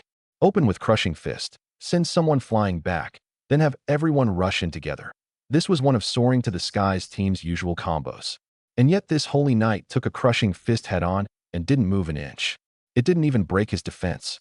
Wait, was this Holy Knight full Constitution build or something? Right when they were all baffled, I moved. Just as the martial artist called May First was about to pull back his fist, my left hand shot out and grabbed his arm directly. May First's whole body shuddered. The moment I grabbed him, he felt as if his arm had been clamped by a hydraulic press, and all the strength drained out of his body at once. Get over here. Before he could react, I yanked with my left hand. For 67 strength was no joke. May First's feet nearly left the ground as I dragged him straight toward me. At the same time, my right fist shot out and smashed solidly into his face. Uffed. With a dull sound like a rotten watermelon exploding, May First's vision went black, and he was sent straight back to the newbie village square. And out in the wasteland, Soaring to the Sky and the others all turned green in the face. In my left hand, I was holding a headless corpse, swaying in the wind, while my right hand was blurred out with a mosaic. Loneting Company was still as thoughtful as ever, apparently afraid the bloodiness wouldn't pass review. This, even Thief Across the World was stunned. No, seriously, what the hell was this? Holy Knight was a support class, not known for damage output. Its attack growth couldn't be called bottom tier, but compared to physical DPS classes like warriors, assassins, archers, and martial artists, it was far behind. And players only got 5 free attribute points per level, so your build direction determined your role. If your defense was high, then your offense simply couldn't also be high. He had already seen my defense with his own eyes. Taking Crushing Fist without moving and with absurdly high impact priority, it looked 80% like a full Constitution build. But now I had one-punch someone to death, and not just a kill, but a head-exploding instant kill. That meant my attack and impact priority were also absurdly high. Defense maxed while attack was also maxed. How was that right? It was completely wrong. To be honest, although Thief Across the World knew I had soloed the Earth Stoneplate Boar King, in his mind that had only been because I abused terrain to get the kill. So when I, a Holy Knight, rushed in to help, he hadn't expected me to be much use at all. If anything, he had thought I'd only be baggage. Assassins could stealth away if they lost, but a short-legged Holy Knight couldn't even run. And yet this guy who looked a bit slow in the head had opened with an instant kill. Fucking hell. You want to die. Seeing May First instantly killed, Soaring to the Sky roared, drew his sword, and slashed at me with a flash of red light. Heavy strike. Oh, an iron sword? Rich guy, huh? I glanced at his weapon and raised an eyebrow. Ordinary newbie village players used wooden swords given by the system. Iron swords were white shop gear worth 1 silver coin, and normal people couldn't bear to buy one. A scumbag like Soaring to the Sky definitely wouldn't have been willing to buy it himself. Most likely he'd robbed it off some unlucky victim. Truly evil to the core. Killing him would be eliminating a menace for the people. This old master really was a saint. Clang. While I was inwardly praising my own virtue, the heavy strike had already landed on my forehead. No surprise whatsoever. I didn't move, and it was force damage again. Give me that. At the instant the heavy strike landed, I made my move and clamped down hard on Soaring to the Sky's wrist. Crack. A sharp sound of bone splitting. I crushed his wrist on the spot. The game didn't simulate pain, but his hand still reflexively loosened. Clang. The iron sword dropped to the ground. Bang. Almost at the same time, my fist smashed into his face. It was still that same seemingly ordinary punch. Another headless corpse swaying in the wind. Another patch of mosaic. Holy fuck. Seeing this scene, everyone felt a chill run up their spines straight to the top of their skulls. Their scalps practically exploded. Was this still even human? If May First had been punched to death, everyone could still understand it. Martial artists had low defense and thin HP, and he was just an under-geared level 10 newbie, so getting one shot wasn't shocking. But Soaring to the Sky was a warrior, and he was wearing a full shop set. Among this group, his attack and defense stats were the highest, and yet he got punched to death by this Holy Knight. One plain, ordinary basic attack. What the actual? Fuck this, how are we supposed to fight this? Retreat. The two archers exchanged looks and turned to run without another word. Archers were agility classes, the fastest runners among the 8 major classes. If they couldn't win, they could at least run. Duong, duong, duong. But they had barely taken a few steps when heavy footsteps thundered behind them. That's right, heavy. As if every single step was about to stomp through the ground. The two men jerked their heads back, and I was already right behind them. Ah, what? They were dumbfounded. How could a holy knight possibly run this fast? What they didn't know was that I currently had 65 agility and was wearing Boar King's hooves. Forget the two of them. Even a level 10 full agility archer might not be able to outrun me. Let me send you back. I stretched out both hands, grabbed one throat in each, and slammed them together in the middle. Bang! Their two heads collided violently, and once again, two blobs of mosaic appeared. Now only a priest and an assassin were left. The priest trembled all over as he looked at me, his eyes full of terror, yet he still remembered to turn and warn the assassin beside him. Old Six, run. You can stealth. He won't catch you. No. If we leave together. If we die together, the assassin growled through clenched teeth. I was honestly dazed. The way they were acting, it almost felt like I was the robber here. So loyal to each other? Then all the more reason to send you two off together. With one Boar King charge, I instantly closed the distance to the assassin, grabbed his neck, and lifted him one-handed like a chick. Then, aiming at the priest, I hurled him viciously. That assassin flew out like a throwing stone. Bang! With a dull impact, he slammed straight into the priest. The terrifying force smashed them into a tangled heap, sent them flying several meters, and killed them both on the spot. This. At the side, Thief Across the World was completely dumbstruck. For times, in just 4 moves, I had instantly killed 6 people without even drawing a weapon. Was this really a holy knight? At minimum, I had to be wearing at least one piece of silver gear, or perhaps, I might even have a divine artifact on me. Everyone had their own secrets, so Thief Across the World felt too embarrassed to ask directly and could only guess to himself. Something capable of raising a holy knight's attack, defense, and speed all to this level definitely wasn't just a skill. It was probably high-end equipment. Just as he stood there gaping, a line of text floated before my eyes. System prompt. You completed a revenge task. Holy Light Artifact EXP plus 100. Soulbind it. Holy Light Artifact EXP plus 100? Soulbind.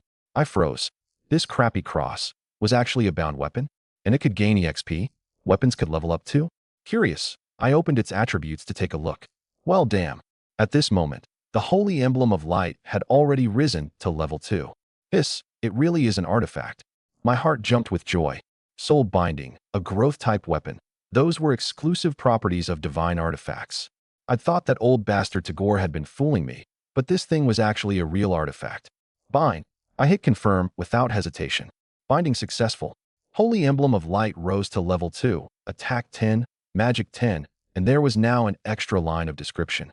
Soul Holy Artifact. Bound item cannot be dropped, cannot be damaged, cannot be discarded, and can transform into any weapon according to the wielder's needs. Looking at those attributes, I felt a little speechless again. I'd thought that after soul binding, this broken cross would directly transform into some super artifact. But after all that, it was still basically just a whiteboard weapon. Binding only added the effects of being undroppable and indestructible, plus the function of turning into any weapon. I'd swung a mining pick for 3 years. It's not like I was some weapon master. That function was basically wasted on me. Still, I couldn't exactly call it trash. After all, equipment that could level up had enormous growth potential. Brother Nyo, thanks a lot this time. Thief Across the World had finally come back to himself from the shock and hurried over to thank me. The way he looked at me now had completely changed. There were plenty of players who could kill people instantly, but someone who could stably one-punch one person after another, that was absolutely 1 in 10,000. You're my customer, so I've got to take responsibility for you. That's called after-sales service. I looked perfectly matter-of-fact. After-sales service? Thief Across the World froze and looked at me like I was an alien. By the way, are you doing the village exit quest too?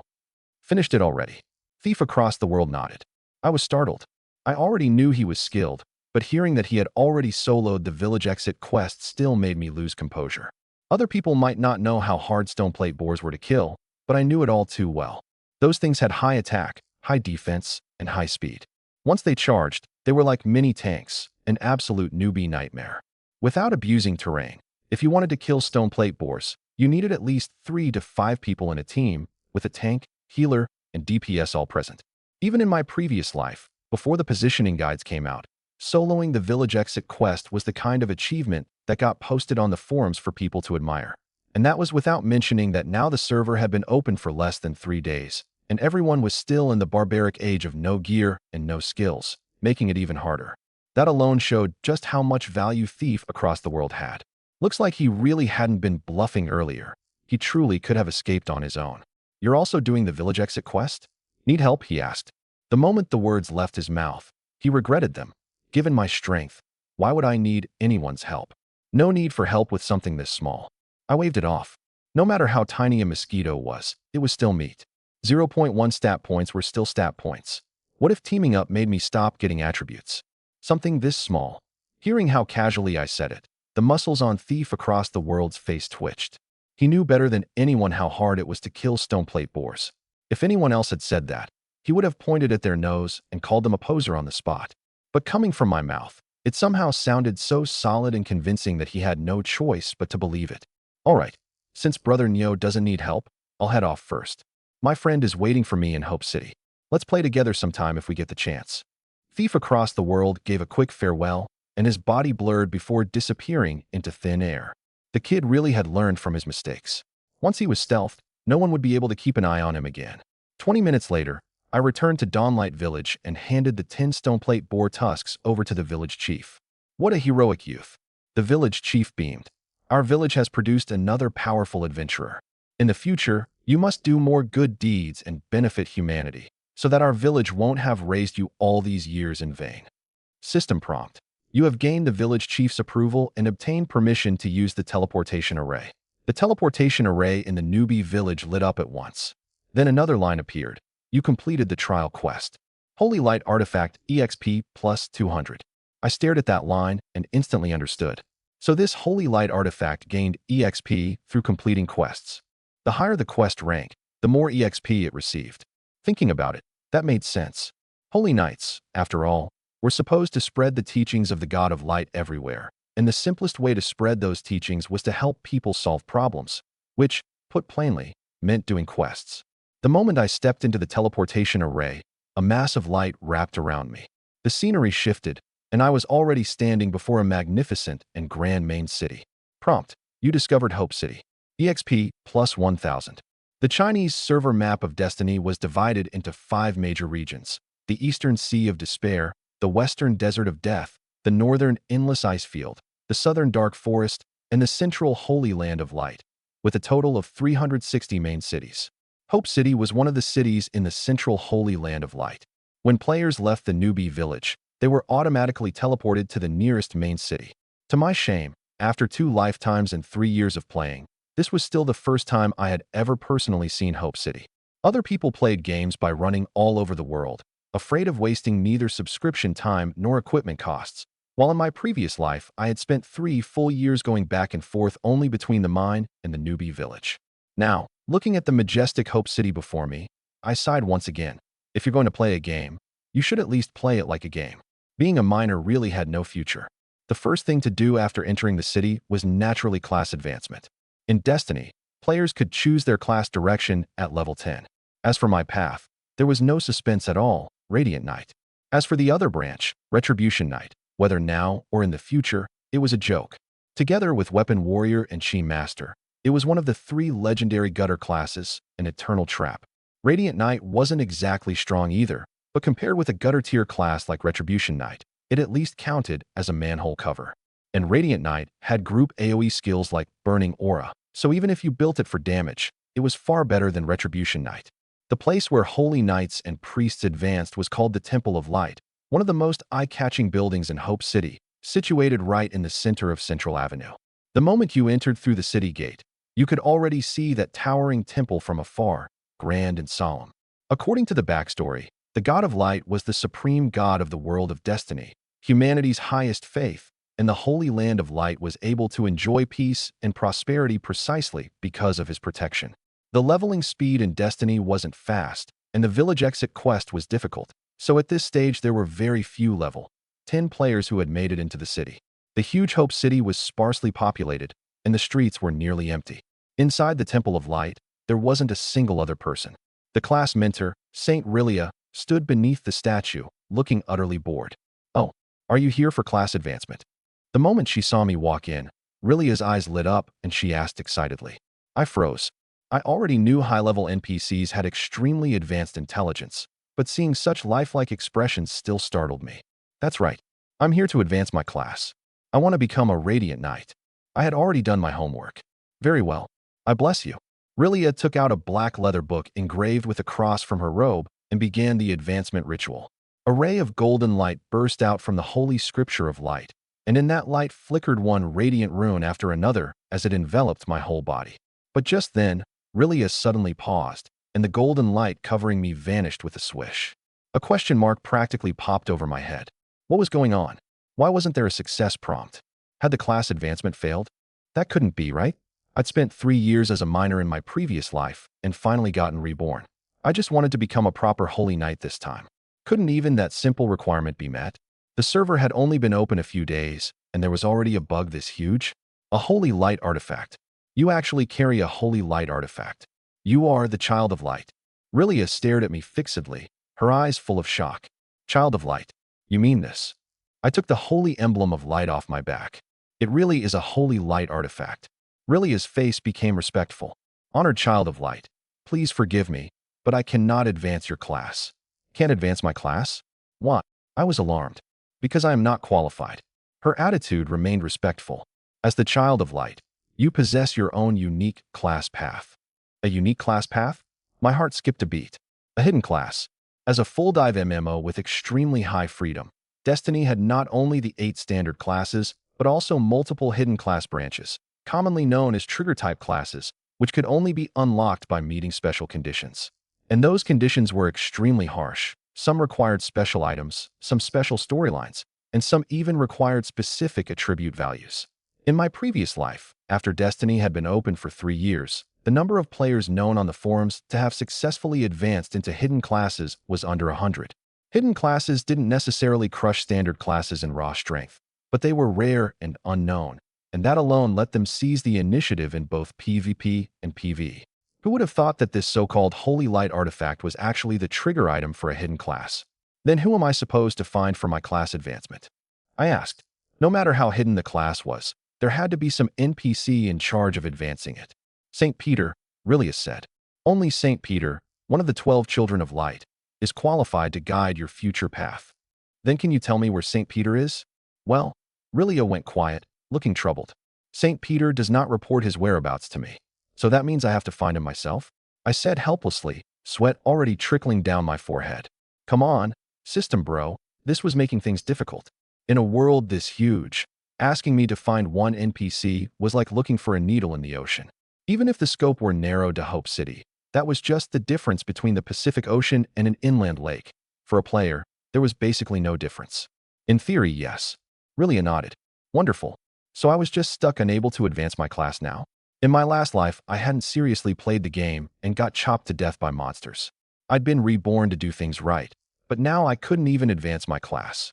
Wouldn't that make this whole second life meaningless? Feeling miserable, I lowered my head and turned to leave. Wait. Just as I was about to step out of the temple, Rilia suddenly called after me. Lord Child of Light. What I said was that in theory, you must find St. Peter yourself. But I may not be entirely unable to provide you with a clue. Oh, what clue? I brightened up at once and moved back toward her. Well, this clue concerns St. Peter's privacy, so I normally wouldn't tell an outsider so easily, Rilia said. After all, St. Peter is my direct superior, almost like an elder to me. I paused, then pulled out a gold coin from my pocket and handed it over. What about now? Huh. The moment Rilia saw the gold coin, she immediately smiled. Actually, finding St. Peter isn't hard. Recently, he has often been seen near the tavern.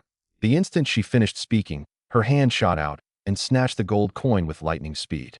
Her reflexes were so fast I almost suspected she was actually an assassin mentor. Damn, I gave her a sincere thumbs up. No wonder people on the forums in my previous life always complained that every NPC in Destiny was money hungry. Now I had seen it with my own eyes. Even the class mentor of the Temple of Light was like this. But on second thought, it actually made sense. Destiny was developed by Longting Company, after all. Their corporate culture was basically creating happiness with your wallet. just as that game philosopher on the forums had once said in my previous life. In this game, there was nothing money couldn't do. Every main city had a tavern, a place where players rested, gathered, and listened to gossip. Hope City's John Tavern was located on the commercial street next to Central Avenue. At this hour, there weren't many people inside. There were already few players who could complete the village exit quest and enter the city, and 8 to 10 at night was prime leveling time. So the tavern was mostly empty except for a few NPCs. The owner, Old John. The bartender, Henry. The waitress, Martha. And one drunk customer, Rooney the drunk. That was it. One glance covered the whole place. There was no St. Peter anywhere. I got angry. That shameless woman Rilia had taken my money and still tricked me? But then I thought again, no, something was off. I'd never heard of NPCs in a game doing something like that. NPCs were designated programs meant to serve players. They could have all sorts of personalities, sure, but toward the players they served, they had to maintain absolute honesty. The customer was the Jade Emperor. No matter how greedy a game company was, it wouldn't let NPCs scam players. That was a moral bottom line, not a gameplay mechanic. Hey, are you St. Peter? I walked over to Rooney the drunk and gave the drunken NPC a shove. Can you pay my tab for me? Rooney raised his head blearily. Oh, there's something here. I was overjoyed and turned to ask the owner. How much does he owe you? 20 gold coins. Honored guest, would you like to settle his drinking bill for him? The owner asked with a smile. Fuck. My great joy instantly turned into great alarm. 20 gold. What the hell had this guy been drinking? In the newbie village tavern, malt ale cost only 1 copper. 20 gold was enough for this bastard to use malt ale as bathwater. That's the total of all his debts here. The owner kept smiling. Honored guest. Actually, I'm not that close with him. I shook my head decisively, glaring at the drunkard hard enough that I wanted to drag him outside and beat him up. Dragging him outside and beating him up might not be a bad method after all. I stroked my chin, my expression gradually turning serious. I'll pay for him. Just as I was considering solving the problem with violence, a voice suddenly came from the doorway. I turned toward the sound and saw a figure standing there. A priest's robe, a short staff in the right hand, and beneath the hood a face of stunning beauty, cold as frost, with a trace of aloof arrogance in the eyes. At first I froze, and then a string of question marks popped up in my head. Something's not right. Why does this girl sound like a guy? Since you can't afford it, then the NPC's quest reward belongs to me.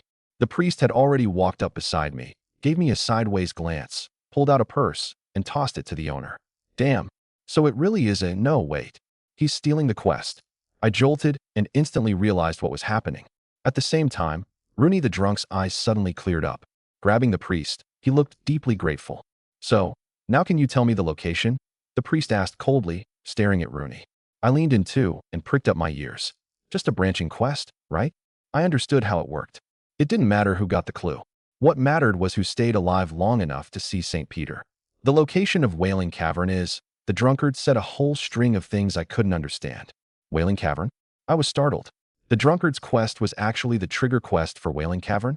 Wailing Cavern was the level 15 dungeon in Destiny, and also the game's very first dungeon. Even though it was only an introductory dungeon, it had milestone significance. Once this dungeon opened, players finally had a fixed place to farm gear and materials, and it also marked the beginning of level 10 black iron gear becoming common. In my previous life, I'd never actually entered a dungeon myself, but I'd heard people on the forums talk plenty about farming a few pieces of gear in Wailing Cavern. The impression ran deep. Oh, is your quest also to find Wailing Cavern? The priest suddenly turned his head and fixed me with a blazing stare. How did you know? I froze. Huh. The priest didn't answer directly, only said coolly, looking at your dumb newbie face, I don't even know how you completed the village exit quest. If you want to do quests, you have to carefully think through the quest hints and ask the right NPCs. Otherwise, no matter how much money you spend, you won't find the clue. After saying that, he turned and coolly walked out of the tavern. Carefully think through the quest hints. Ask the right NPCs. I rubbed my chin, deep in thought. Just then, several announcements flashed across the sky. System announcement. Player Wajizi has completed the hidden storyline quest, Treasure of the Mysterious Valley.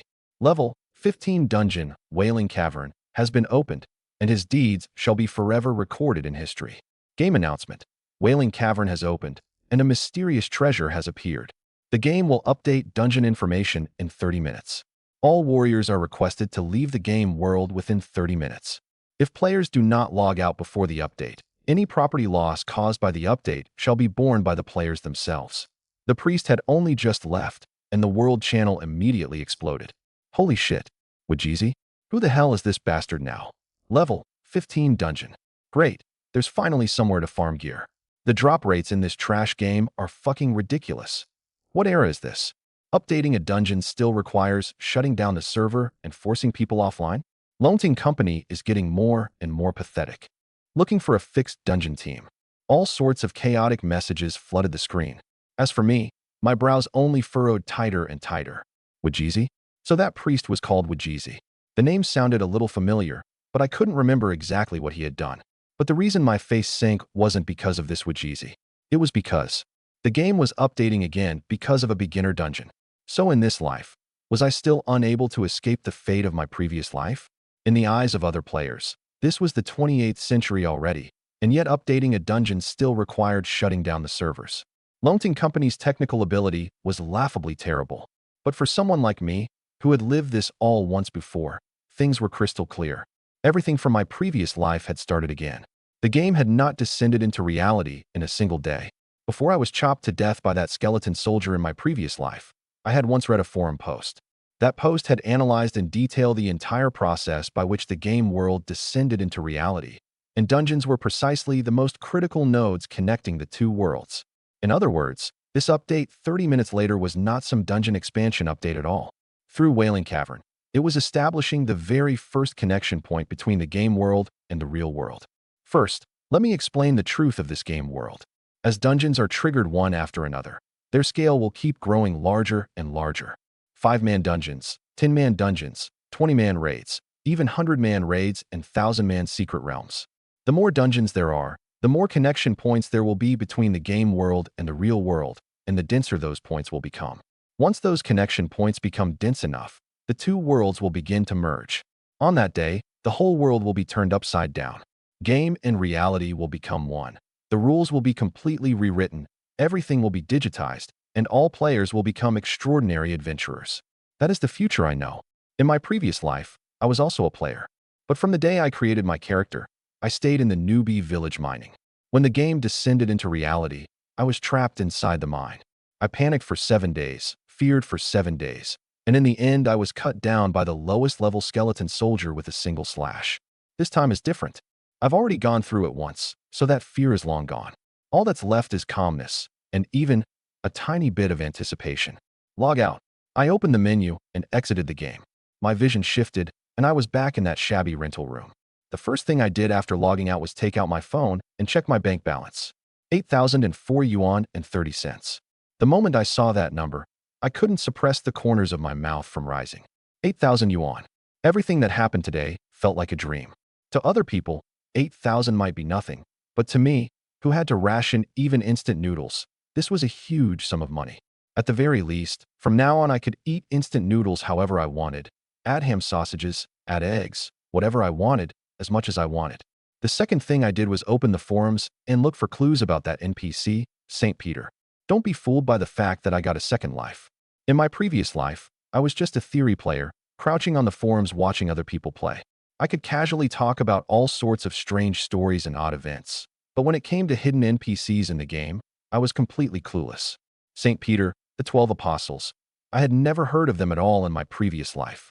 At this moment, the Hope City forums were completely flooded by Game Update and Wailing Cavern. Things like, why does the game update offline? Is Loanting Company plotting something? And will Wailing Cavern make black iron equipment lose value? As I kept scrolling, I found a few interesting posts. A newbie soloed a level 15 silver boss. I suspect this game has cheats. One reply below, it was crying. More than cheats, there's definitely a trainer. 7 brothers and I were just doing business on the road, and for no reason at all we got one-punched one by a holy knight. Can you believe that? I suggest the officials check the data. The replies were even better. 1 punch each? And a holy knight? Bro, are you blind or insane? I looked at those lines and fell silent. That holy knight seemed to be me. After flipping through several pages and still not finding St. Peter, I simply typed the 3 characters St. Peter straight into the search bar. The results that came out made my vision go dark even more. Your damn Black Dragon Guild is claiming leveling grounds. Does Hope City belong to your family? Your mother's Peter, The Black Dragon Guild stole my gear. Return my 10 black iron weapons. Good Lord. St. Peter, one of the 12 apostles of the God of Light, had somehow become a homophonic meme players used as a curse. I kept scrolling for half a day and still found nothing useful, and I was just about to close it. Right then, one post jumped into my eyes. Revealing Wajizi, the man who opened Wailing Cavern. This person was once the leader of the notorious gaming underworld force, the Heavenly Dragon Guild. Wajizi? Heavenly Dragon Guild?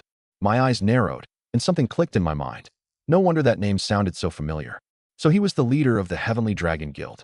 The Heavenly Dragon Guild. In my previous life, that name had been famous and intimidating. Even before Destiny launched, they were already notorious in other games. It was said that every one of those people was mentally abnormal, with bizarre behavior, savage methods, and destruction wherever they went. They never built anything, only ruined things. On the forums, whenever people mentioned the 3 words Heavenly Dragon Guild, they lowered their voices. Even giant guilds with thousands of members got headaches when they ran into them. The craziest part was that such an organization had fewer than 10 members. But they were like dogskin plaster, barefoot and unafraid of those with shoes, ruining things wherever they went. And Wajizi, as the guild leader, was the head of those lunatics and the most mysterious person in the game. The outside world knew only one thing about him. He was a priest. Everything else was a question mark. There was even debate over whether he was male or female. The only thing that could be confirmed was that this person was extremely crafty and despicable.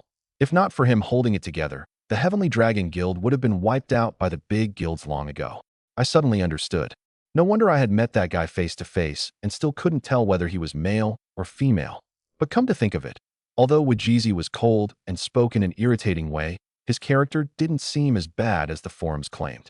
At least, when he saw I was a newbie, he had still been willing to give me a hint. That alone made him better than many people who didn't treat newbies like human beings. Dungeon updates only took 2 hours, roughly from 10 at night to midnight. As a professional miner, I didn't have the habit of staying up late, so after washing up, I went straight to sleep. When I logged in again the next day, good lord, Hope City was already packed with people, and even the tavern was crammed so full it was airtight. Following Wajizi's reminder, I pulled out the clue Rilia had given me and thought it over again. It isn't hard to find St. Peter. Recently, he often appears near the tavern. The more I thought about it, the more I really got the flavor of it. Near the tavern. It didn't say he had to be inside the tavern. That meant he could also be outside it.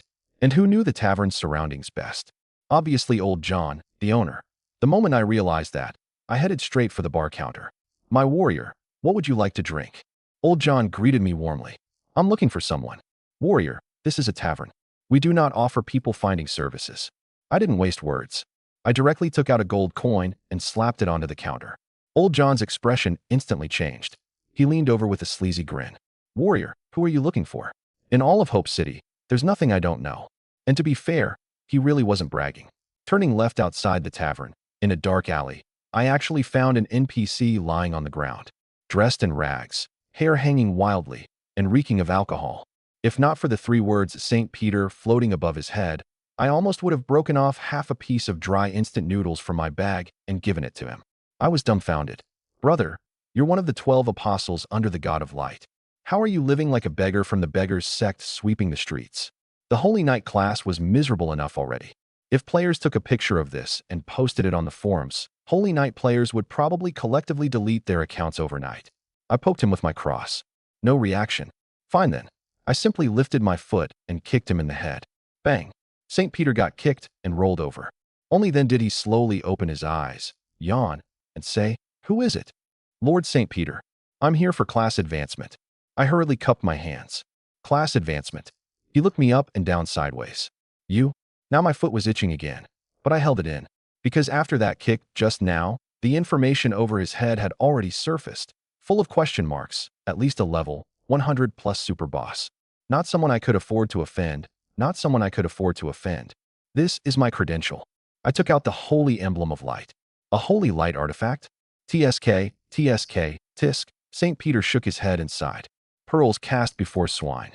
This bastard. How exactly had I offended him? Why did he have such a big opinion of me? Fine. If you want class advancement, first prove your strength. St. Peter abruptly changed the subject. Go buy me 2 bottles of liquor. Huh? That's it. I was stunned. According to forum rumors from my previous life, The threshold for hidden classes was terrifyingly high. Their class advancement quests were more abnormal than the last. A holy knight might be trash, but it was still a hidden class. And its advancement quest was just buying 2 bottles of liquor? That was way too unserious. What? No money. No money, and you still want to be a holy knight? What do you think the Temple of Light is? St. Peter sneered with a face full of disdain. Swallowing my frustration, I went back to the tavern, spent 2 gold coins on the 2 most expensive bottles of liquor, and handed them over. MHM, it seems you do have a bit of talent. The moment the liquor reached his hands, St. Peter immediately beamed, pulled a golden token out of his robe, and tossed it to me. The quest is inside. Come find me after you finish it. Sealing demon token, used to accept a special demon sealing quest. So I had spent 2 gold coins to buy a class advancement quest? After strolling around the main city once, half of my 10 gold coins were already gone. Earning money was like eating shit. Spending money was like flowing water. The tricks in a big city were truly many. I crushed the token. System prompt. You accepted the hidden class advancement quest, Lord of Thunder. Quest rank S. Quest objective. Seal the Thunder Lord Kino, who is hiding in the dark forest. Note, this quest is a class advancement quest and cannot be done in a party. After reading it, I almost cursed out loud. As expected of a hidden class advancement quest, it truly had zero humanity. In Destiny, one map could have many bosses, but generally only one Lord boss. The Lord was the strongest one in that entire map. And the dark forest wasn't a newbie zone. It was the level 10 to 20 leveling area outside Hope City. That meant this Kino was at least level 20, and as the map's lord, his rank was at minimum silver. The key point was, no partying allowed. Translated into plain language, me, at level 10, had to solo a level 20 silver boss. Could a normal person do something like that? If I didn't have the Oracle talent, I wouldn't have even looked at this quest a second time. Scared, seeing my expression, St. Peter once again showed that smug, wicked grin on his face. The first rule of becoming a holy knight is courage and fearlessness. If you don't dare, you can give up the quest. Of course, I've already drunk the liquor, so no refunds. Didn't you only drink 1 bottle? I rolled my eyes. Slurp. Right in front of me, St. Peter stuck out his tongue and licked the mouth of the other bottle. Do you still want it? Me. After leaving the tavern, I headed straight for the main city gate. Outside the city lay the dark forest. As a level 10 to 20 leveling zone, this forest had a wide variety of monsters. On the outer edges were level 10 slimes, lumps of green and blue jelly that looked soft and cute, but were all genuine magical beasts. Further in, all kinds of goblins gathered in groups, club-wielding ones, throwing ones, and reportedly even more advanced flame goblins and frost goblins in the deepest parts. Besides those, there were humanoid monsters like thieves and pickpockets, the favorites of early game players. The reason was simple. Humanoid monsters dropped gold coins, and early players basically farmed all their potion money from them. But if things followed the course of my previous life, it wouldn't be long before the player surge poured in, and the humanoid monster spawn points outside every main city would all be occupied by the big guilds and turned into their private treasuries. I had no interest in these little monsters. I passed through the crowds of people leveling and plunged straight into the depths of the forest. Ga ga ga. I had only walked a few steps when a cluster of campfires appeared ahead, and several goblins holding clubs surrounded me. Club Goblin, level 12, 800 HP. In Destiny, the words ferocious by nature weren't an adjective. They were a real property. Translated, it meant their attack desire was off the charts, what players commonly called mad dog monsters. All goblins had this trait. So even though club goblins were only level 12, because they were pack monsters, an ordinary player party had to keep their distance and fight carefully when encountering them. But me? Instead of retreating, I advanced directly and walked straight into their encirclement. Come on, no matter how ferocious you are, you're still just goblins. If you can't break my defense, all your ferocity is meaningless. Bang bang bang. The spiked clubs smashed into my head, making the sound of iron being struck. It sounded pretty nice. Nice, because my head was hard enough. I didn't budge. The damage numbers floated up. -1, -1, -1. With a thought, the holy emblem of light in my hand flashed and turned into a mining pick. I'm not a professional at fighting, but I am a professional at mining. These goblins were crowding around me and hitting me wildly, but in my eyes, their heads were just ores waiting to be mined in the mine tunnel. 80, 80, 80. Uft, uft, uft. 1 pick per goblin. In the blink of an eye, all the club goblins had turned into headless corpses. Oracle talent triggered. Club goblins were purified. Your armor break attribute has slightly increased, permanently. When I saw that prompt, I froze. Armor break? A hidden attribute? You had to know that in Destiny, the player panel only showed 4 main combat stats: attack, magic, armor, and magic resistance. As for evasion, critical hit, armor break, those were all hidden attributes. Hidden attributes couldn't be stacked through the 5 core stats. They could only come as bonuses from equipment, so they had always been top tier among top tier properties. I had originally thought the Oracle talent could only increase the main 5-dimensional attributes, but I hadn't expected even hidden attributes could rise. Though the increase was extremely tiny, so tiny it didn't even display a number. But what did that matter? The fact that it could rise at all and the fact that it couldn't rise were already two completely different concepts. How much it rose by was secondary. The moment I thought of that, I got excited. So I hacked my way deeper into the forest. The goblins became more varied, their levels higher and higher, and the hidden attributes I gained became more and more diverse. Purify throwing goblins, accuracy increased. Purify ambush goblins, evasion increased. One attribute after another stacked onto me, and the more I fought, the more addicted I became. An hour later, following the quest guidance, I arrived at a swamp. Prompt: you discovered the hidden map, Dark Swamp. EXP plus 1,500. Dark Swamp was the lair of Thunderlord Kino and also the main camp of all the goblins in the forest. The monsters here were no longer ordinary foot soldiers, but tall and sturdy elites. At the very outer edge of the swamp, 2 goblin cavalrymen were patrolling back and forth on black giant wolves with lances in their hands, level 18 elites. I tightened my grip on the mining pick and was just about to go up and clear them. Then suddenly, a chaotic burst of shouting erupted from deep in the swamp. Run! They're catching up. The map edge is just ahead. Once we run out, the aggro will reset. Damn it. We finally ran into a huge boss, and it actually has 3 mini-bosses with it. Immediately afterward, a team of players came tumbling and scrambling out of the depths of the swamp, chased by several goblins. The moment I saw the colors of those goblins, I froze. Ordinary goblins were grayish-green, but these 3, their colors were outrageously distinctive. Charging at the front was a red goblin, a full 1.8 meters tall, practically a different species from those short and skinny goblins. Its whole body was blazing red like fire, and it held a deadwood staff, continuously hurling fireballs at the fleeing players. Behind it followed a blue one, equally burly, covered in crystalline ice armor. The spear in its hands was wrapped in ice elements, and every swing made a burst of blue frost explode among the crowd. The last one was cyan-colored, carrying a longbow and wearing a dagger at its waist. Its steps were light and agile, and its hands never stopped drawing the bow. Arrows tore through the air and rained down on the backs of the players like a storm, kicking up clouds of dust. The information on the 3 goblins surfaced one by one as my gaze fell on them. Flame Goblin Bronze Boss, level 20. Frost Goblin Bronze Boss, level 20, 15,000 HP. Storm Goblin Bronze Boss, level 20. Holy shit, bosses. 3 bosses. I couldn't help blurting out in shock. You had to know, boss monsters were synonymous with rarity.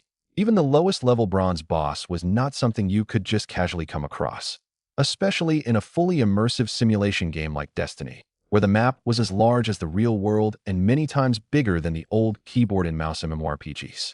Finding a boss in a place like this was truly a matter of luck, not seeking. But me, not only had I run into one, I had run into 3 at once. Wait, can bosses nest in litters like this? That team of players had already rushed to a spot not far from me. There were 8 of them in total. Leading them was a red-haired warrior. His black armor gave off a faint glow. The long sword in his right hand was standard white-grade shop trash, but the shield in his left hand shone with a cyan light. Bronze equipment. I was a little surprised the moment I saw it. At this stage, the vast majority of players were still wearing newbie gear. Anyone who could scrape together a full set of white-grade shop gear was already considered above the crowd. If you had a piece of black iron equipment, you could be called an expert.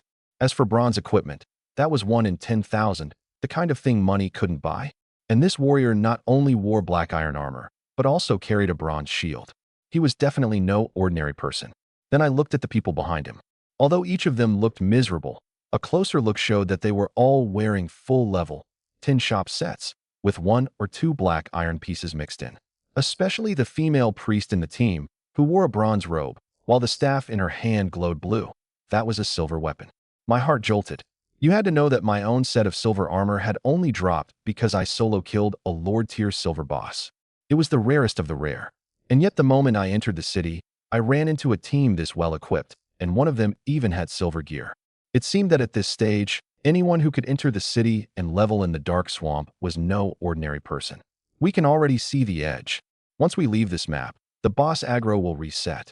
The red-haired warrior looked up, saw the forest ahead, and shouted excitedly. The others were instantly invigorated.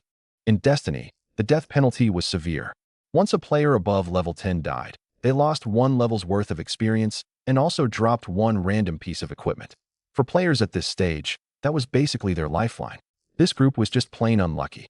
Yesterday, this had still been a holy land for leveling, and today a Lord-tier boss had suddenly spawned here, with 3 mini-bosses by its side.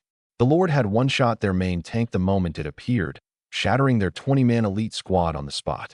They had been chased all the way by the 3 mini-bosses, and now only 8 remained. Fortunately, they had finally reached the edge of the dark swamp. According to the game settings, changing zones reset aggro. As long as they rushed into the dark forest ahead, the bosses would stop chasing them. But just when they thought they had escaped death, ga, the storm goblin at the very back suddenly let out a strange cry, as if giving an order. 3 exclamation marks instantly popped above the heads of the 2 goblin cavalry patrolling at the swamp's edge. Their aggro locked onto the squad at once. With a yank of the reins, the giant wolves beneath them leapt forward, and the riders lowered their lances to block the group's way. Damn it, the red-haired warrior panicked at once. Normally, 2 level 18 elite monsters would be nothing. But the problem was that there were still 3 bosses chasing from behind, and not even a second could be wasted. If they really spent time killing these 2 cavalrymen, the bosses behind them would catch up long before they finished. Just when he didn't know what to do, the female priest in the team caught sight of me, standing nearby watching the commotion. Hey friend, help pull the aggro. 10 silver coins. 10 silver coins, which meant 10 yuan. It didn't sound like much, but for players at this stage, who often couldn't even afford potions, it was a huge sum. For a low-level player with average gear, dying once for 10 silver coins would still be worth it. Huh? There's a deal this good? The moment I heard that, I was delighted inside. You had to know that all my game knowledge from the past 3 years came from the forums. And on the forums, kill stealing was considered extremely shameless, especially snatching monsters when someone else was fighting a boss. That would get your ancestors cursed out. So instinctively, I had always felt that when other people were fighting monsters, it was best to stay far away, especially from elite players who were obviously big shots. If I could avoid offending them, all the better. That was why I had just been standing there watching without making a move. Who would have thought that not only would they actively ask me for help, they'd even pay me for it? 10 silver coins. No matter how small a fly is, it's still meat.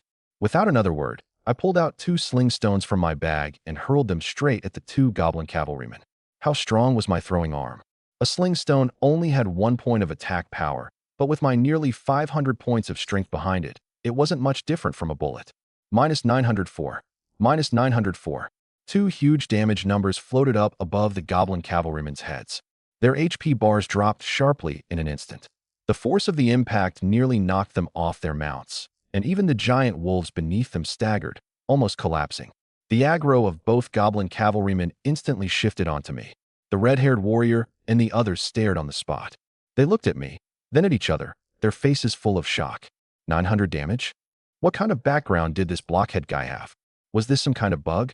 In truth, the red-haired warrior and his group were no random nobodies. They were the core team of the Black Dragon Guild, currently the largest guild in Hope City. Whether in equipment or skill, they were elites among elites. The red-haired warrior at the front was called Iron Blood Demon Dragon, self-proclaimed as Hope City's #1 shield warrior. Of course, that title was self-awarded. But even so, the fact that they could level on a level 20 map already showed that they were among the very front ranks of the current player base. They were the kind of people I hadn't even been qualified to approach in my previous life. Other people might not know how strong goblin cavalrymen were, but they knew very well they were elite monsters. The highest damage mage in their party could throw out a big fireball and deal, at most, around 150. And yet this holy knight in front of them had casually tossed a sling stone and dealt more than 900 damage, fully 3 times that of a high-level mage. The force had even nearly thrown the cavalryman from his mount. Just what kind of god was this? Shock aside, the moment I intervened, all the aggro shifted to me. With nothing blocking them anymore, Iron Blood Demon Dragon, and the others dashed past me in a blur and plunged into the dark forest. The moment they entered the forest, the boss aggro on them disappeared. They let out a long breath and turned back with lingering fear. At that moment, the two goblin cavalrymen had already ridden their wolves up to me and thrust their spears at me. That sling stone from earlier had already branded me in their minds as a top-tier expert. Although they couldn't understand why such an expert was acting blockhead while playing a trash class like Holy Knight. In their view, two mere elite monsters definitely wouldn't even be able to touch the corner of my clothes. And yet, all of them waited to see me dodge gracefully. Instead, I merely swayed my body instinctively and made a movement that could barely count as an evasive maneuver. Iron Blood Demon Dragon and the others were dumbfounded again. This counted as dodging? This was an expert? Even the worst player in Black Dragon Guild wouldn't dodge that awkwardly. This Holy Knight moved as clumsily as a newbie who had just started playing. Uft, uft. Without any suspense, the two lances stabbed solidly into my head. But in the next second, the scene they had expected, me getting skewered to death, did not happen. After being struck by the charge of the two goblin cavalrymen, I didn't even sway. -1, -1. Two damage numbers, as if mocking them, floated above my head. What the hell? Iron Blood Demon Dragon and the others looked at each other yet again. No way. A charge from level 18 elite monsters actually couldn't even break his defense? Just how high was this guy's defense? Before they could recover from the shock, I, after taking 2 spear hits, had already made my move. The moment I activated Blessing of Light, golden light burst from my entire body. I gripped the pickaxe with both hands, aimed at the head of one of the goblin cavalrymen, put all my strength into it, and swung hard. At this moment, in my eyes, that rider's head was just a piece of ore. Bang! The pickaxe came down with no restraint whatsoever. The goblin cavalryman and his wolf were smashed straight to the ground on the spot. -2,712. Vital point critical hit. The attack struck a vital point and triggered a triple critical. 1 pickaxe strike, 1 kill. Oracle talent triggered. Goblin cavalryman purified. Your attack judgment has slightly increased, permanently. The instant I killed that one, the other cavalryman wheeled around and charged again, its lance accurately thrusting toward my heart. I still did not move at all. With my left hand, I grabbed the shaft of the lance and yanked backward. The goblin cavalryman was pulled straight off the wolf and slammed heavily to the ground. I stepped forward, planted one foot on its chest, pinning it beneath me, then raised the pickaxe and brought it down in a savage barrage. Bang, bang, bang. -904, -904, -904. The second cavalryman was also beaten to death by me, blow after blow. From the moment they charged me to the moment both cavalrymen were dead, less than 5 seconds had passed in total. 2 elite monsters with 3,600 HP each had died cleanly under my pickaxe. So quickly, it was practically an instant kill. Inside the dark forest, Iron Blood Demon Dragon's group looked at one another. Their shock carried an indescribable trace of delight. This guy has insanely high attack. And high defense too. But his mechanics are really trash. Could he have some kind of divine artifact on him? No need for could. He definitely has a divine artifact. It'd be great if that divine artifact were ours. The group whispered among themselves, their tones full of envy and covetousness. They were all veteran players, rich in experience. For someone with absurdly explosive stats but abysmal mechanics, there was only one possibility, a pay-to-win whale. In other words, what all players called a fat sheep. Players like that didn't lack money. They wore top-tier gear and stacked their stats to unimaginable levels, but their mechanics were extremely average. There was only one way to describe them, all carried by their gear. This Holy Knight in front of them perfectly matched every trait. High stats, terrible mechanics, and he even looked dumb. The only thing they couldn't understand was this. If he really was a pay-to-win whale, why would he agree to help tank monsters for a mere 10 silver coins? Was he trying to steal the boss? Or were rich people's fortunes really pinched together coin by coin like this? Just as they were racking their brains without finding an answer. Despicable Holy Knight. How dare you trespass into our territory, slaughter our people, and kill him? The cyan-colored storm goblin pointed its longbow at me and shouted angrily. The instant its words fell, the frost goblin on the left raised its ice spear. Crash! A cloud of icy mist instantly condensed beneath my feet. My feet sank, and when I looked down, both my legs had already been frozen in place. Frost Mist, the frost goblin's core control skill. All targets within range would be frozen and immobilized. The Black Dragon Guild team had suffered such heavy casualties precisely because they had fallen to this skill. And at the exact same moment I was frozen, a fireball as big as a wash basin had already flown to within less than 3 meters of me. I had to admit, the boss AI was truly impressive. Two bronze bosses actually knew how to coordinate. One controlling, one dealing damage, no different from real human players. Let alone now, when I was frozen. Even if I hadn't been crowd-controlled, with my level of mechanics, I definitely wouldn't have been able to dodge that fireball. For two bosses to work together against me, they were really giving me face. Boom. The fireball smashed into my face and exploded. Minus 52. A damage number floated up. Damn it, only 52? Deep in the forest, Ironblood Demon Dragon and the others were practically in tears. This was a level 20 bronze boss, and a high-output magic boss at that. If one of its fireballs hit a shield warrior known for defense, it would still deal over 200 damage. If it hit a squishy class, it was almost an instant kill. But when it hit this holy knight, it only dealt 50. Just what kind of monster was that defense? Divine artifact. It had to be a divine artifact. Wow, what a powerful boss. Looking at that damage number over my head, I was a little stunned too. No one knew my attributes better than I did. Even when the silver-grade Earthstone Armor Boar King charged into me, I didn't budge in the slightest. Yet this bronze goblin's single fireball shaved off 52 HP from me. That output really was something. But after another thought, I immediately understood. Magic resistance. The problem was magic resistance. All this time, what I had been increasing was armor. As for spirit, the stat that governed magic resistance, I had never trained it at all. In other words, magic resistance was currently my greatest weakness. Thankfully, I had two top-tier pieces of gear on me, Heart of Stone Armor and Armor of the Earth. Otherwise, with my spirit having never increased even once, that single fireball would have dealt triple-digit damage. Of course, surprised as I was, 52 points was still nothing to me. Compared to my 5-digit HP pool, it didn't hurt or itch. My health bar had only trembled slightly, not even enough to count as a flesh wound. Before the flame goblin could throw a second fireball, I suddenly stepped forward. Crack! With a crisp shattering sound, the ice freezing my lower body broke apart on the spot. Everyone froze. Is this how terrifying a divine artifact is? A boss's control skill could only hold him for 1 second. A divine artifact this good in the hands of this kind of pay-to-win player is really casting pearls before swine. Then whose hands do you think it should be in? As long as it's not in my hands, it's casting pearls before swine. Ironblood Demon Dragon's group had complicated expressions all over their faces. As for the frost goblin opposite me, the moment it saw me break free from the ice, shock also appeared on its face. Frost Mist might not have been some high-tier skill, but against a group of adventurers below level 20, it had always worked flawlessly and had never once failed. As long as someone was touched by it, they would be frozen for at least 5 seconds. And I was only level 10. With level suppression in effect, I should have been frozen for at least 10 seconds. Yet I had only taken 1 step forward, and the icy mist shattered. It wasn't dispelled, it was broken free from by brute force. There was no magical fluctuation whatsoever. Pure physical strength had forcibly torn through the freezing effect as if it were brittle glass, utterly unable to withstand it.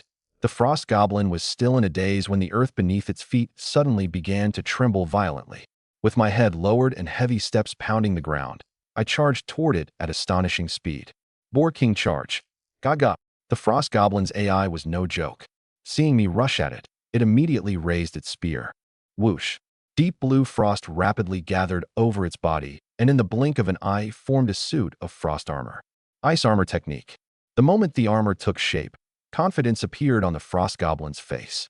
After all, this was a sturdy armor that could even withstand attacks from the Thunder Lord. Against a mere level 10 human adventurer, it was no more than. Bang! Before it could finish the thought, I had already slammed into it. Crash! Another sound like glass shattering rang out. That ice armor, capable of withstanding the Lord's attacks, was smashed to pieces by my body.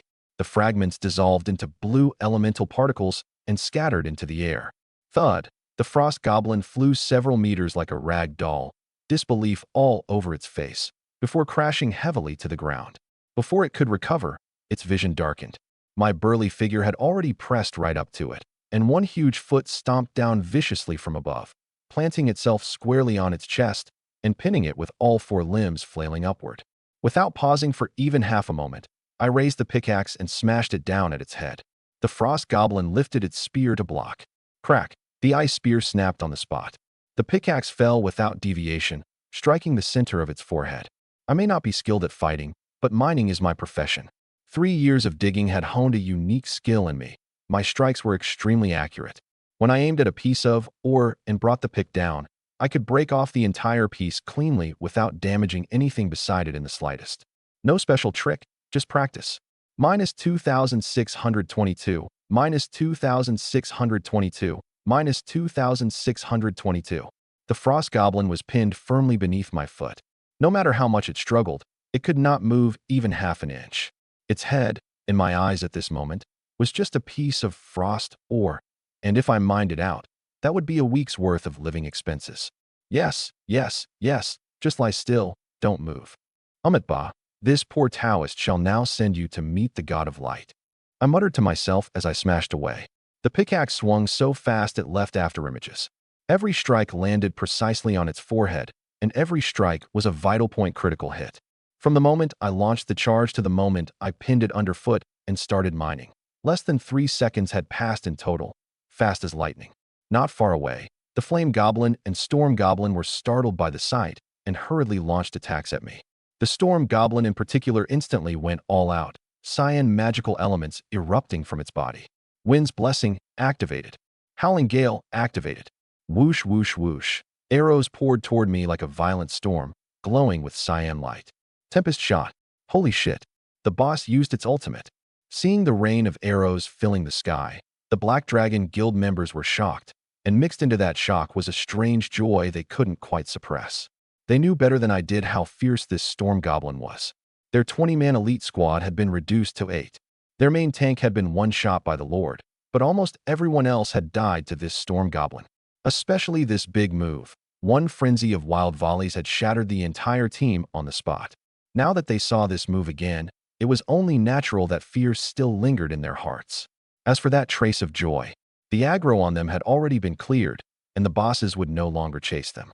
And bosses didn't pick up dropped equipment. If I got killed by this wave of arrows, then all the equipment I dropped would belong to Black Dragon Guild. What if one of those drops was the divine artifact on this kid? Ha ha ha. Clink, clank. Just as the people from Black Dragon Guild were furiously working their little schemes in their heads, a strange sound suddenly exploded beside my ears.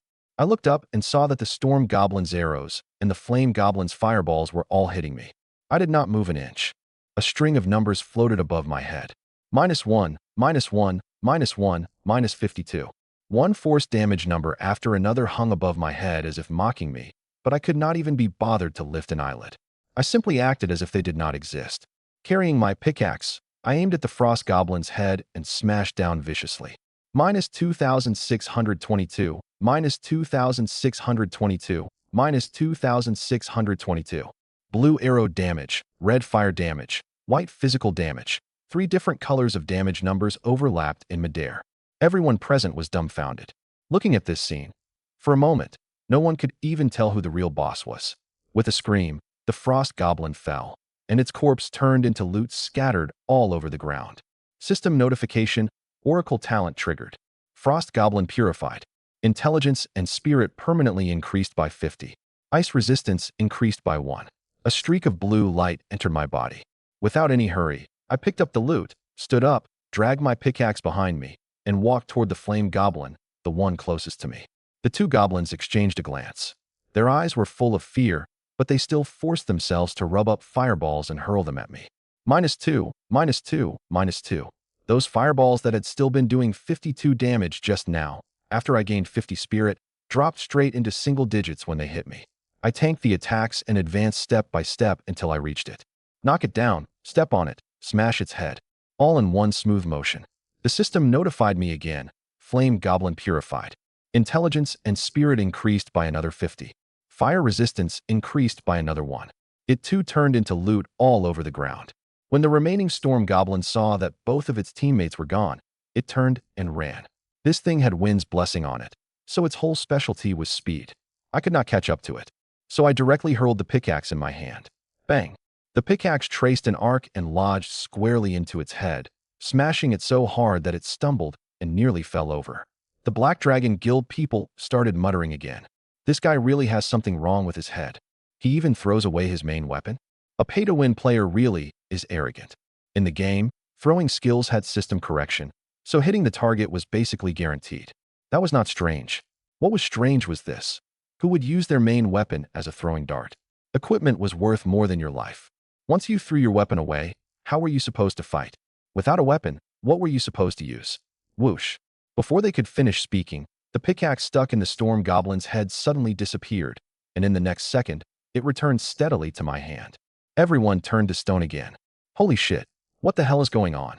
Could it be that this thing that looked like a pickaxe was actually a boomerang? I grinned, feeling immensely pleased with myself. That's right, this was the hidden property of the Holy Light chapter. A soul-bound holy artifact. Bound, undroppable on death, indestructible, impossible to discard, and able to transform into any weapon I wanted. The key part was those 4 words, impossible to discard. Throw it out, and it would come back on its own. Honestly, if the designers of Destiny saw this scene, they would probably cry on the spot. They had designed impossible to discard, so the equipment would stay locked to the player, preventing free trade and letting them make money off it. But me? I had directly developed it into a boomerang. Could a human even come up with an operation like this? Without the slightest hesitation, I smashed the storm goblin again and again with one pickaxe throw after another. My strength was absurdly high, and my attack judgment was even more outrageous. The storm goblin was originally a fragile dual type of agility and magic, and its body was even flimsier than the previous 2. One pickaxe strike would smash into it so hard it could not even stand steadily. Just when it was about to get back up, the second pickaxe had already arrived. Pitifully, it was beaten into a living target, and in the end, with one miserable scream, it fell and turned into loot all over the ground. System notification, Storm Goblin purified. Intelligence and agility permanently increased by 50. Wind resistance increased by 1. A green light drilled into the center of my brow, and my attributes rose another level. After swallowing 3 bronze bosses in one go, my intelligence and spirit reached 114, my agility shot up to 125, and my magic resistance directly climbed to 206. But I was a little depressed. After killing 3 bosses in one streak, not a single really good item had dropped. Aside from 3 skill books that were barely decent, everything else was white-grade gear. There was not even the guaranteed bronze equipment. That reminded me of a thread from the forum in my previous life. Someone had once analyzed that a boss's drop rate was directly linked to the number of people involved in the kill. If one person soloed it, that was 100%. If 2 people did it, then 50%. 3 people meant 33%. The more people there were, the lower the drop rate. And to prevent bug abuse, even if you were not in the same party, as long as you participated in the kill, you counted as 1 share. These 3 bosses had been brought over by Black Dragon Guild, and all of them had contributed damage. I had taken over the aggro, but the bosses had never left combat. So according to the system's calculation, even though I had slaughtered them alone, all 20-something members of Black Dragon Guild still counted toward the head count. 20 of them, plus me, 21. The drop rate was less than 5%, barely higher than that of ordinary mobs. The fact that white-grade gear had dropped at all already counted as me being lucky. As for the 3 skill books, they were Repelling Ring of Fire, Wind's Blessing, and Ice Armor. All of them were E-rank skills that only mages could learn. Their grade was too low, so they would not sell for much. To put it bluntly, because of the interference of this bunch from Black Dragon Guild, these 3 bosses had become almost worthless apart from increasing my attributes. I sighed to myself and consoled myself. Forget it. These were bosses I picked up for free. Why be so picky? I did not resent them, but they had set their sights on me. Over there, the people from Black Dragon Guild had already gathered into a huddle. They whispered among themselves while constantly glancing in my direction. Brother Demon Dragon, are we doing this or not? That's a divine artifact. If we pull this off, we'll be financially free. Does that idiot deserve to use a divine artifact? Let's just take it by force. Every single one of them had red eyes. What kind of joke was this? That was a divine artifact. Never mind right now, when the server had just opened and even white-grade bronze gear could sell for absurdly high prices. Even in the late game, one divine artifact was enough to let an ordinary player turn their life around and jump social classes. Never underestimate the spending power of pay-to-win players. This group had never been good people to begin with. Faced with a temptation like this, even blood brothers could turn against each other. Only the leader, Iron Blood Demon Dragon, was still hesitating. I want the divine artifact too, but you all saw that kid's strength. His mechanics are complete trash, but his stats are too monstrous. Even bosses can't hurt him, we. Just as he was dragging his feet, the female priest who had been silent the whole time suddenly stepped forward and shouted at me. Don't you go anywhere. The members of Black Dragon Guild were stunned. Their eyes as they looked at her were full of admiration. As expected of Sister Luo, decisive and ruthless. Sister Luo is mighty. Even Iron Blood Demon Dragon was startled. Luo, don't be impulsive. Impulsive my ass. By the time you finish deciding, the divine artifact will already be long gone. She rolled her eyes at him. As for me, when I heard someone calling me, I happily ran over. I was thinking that they really were nice people, giving me bosses and even planning to pay me. 10 silver coins was enough to buy 2 cups of instant noodles. Brother, do you have a guild? Luo sized me up and down. I shook my head, then asked back with obvious anticipation, is your guild recruiting? Yes, anticipation. I was not like those lone wolf protagonists. As someone born a miner, I had always dreamed of being taken in by a major guild. Back in the mine caves in my previous life, miners from big guilds had people backing them. Even gold farming studios did not dare touch them, and bandit players avoided them when they saw them. What made me even more envious was that they had fixed monthly salaries, and if they mined top grade, or they got commissions too. They would not go hungry just because they had not found any ore. They were the upper class among miners. Unfortunately, miners in big guilds all had connections. No one would even spare a glance for a pathetic level 1 small fry like me.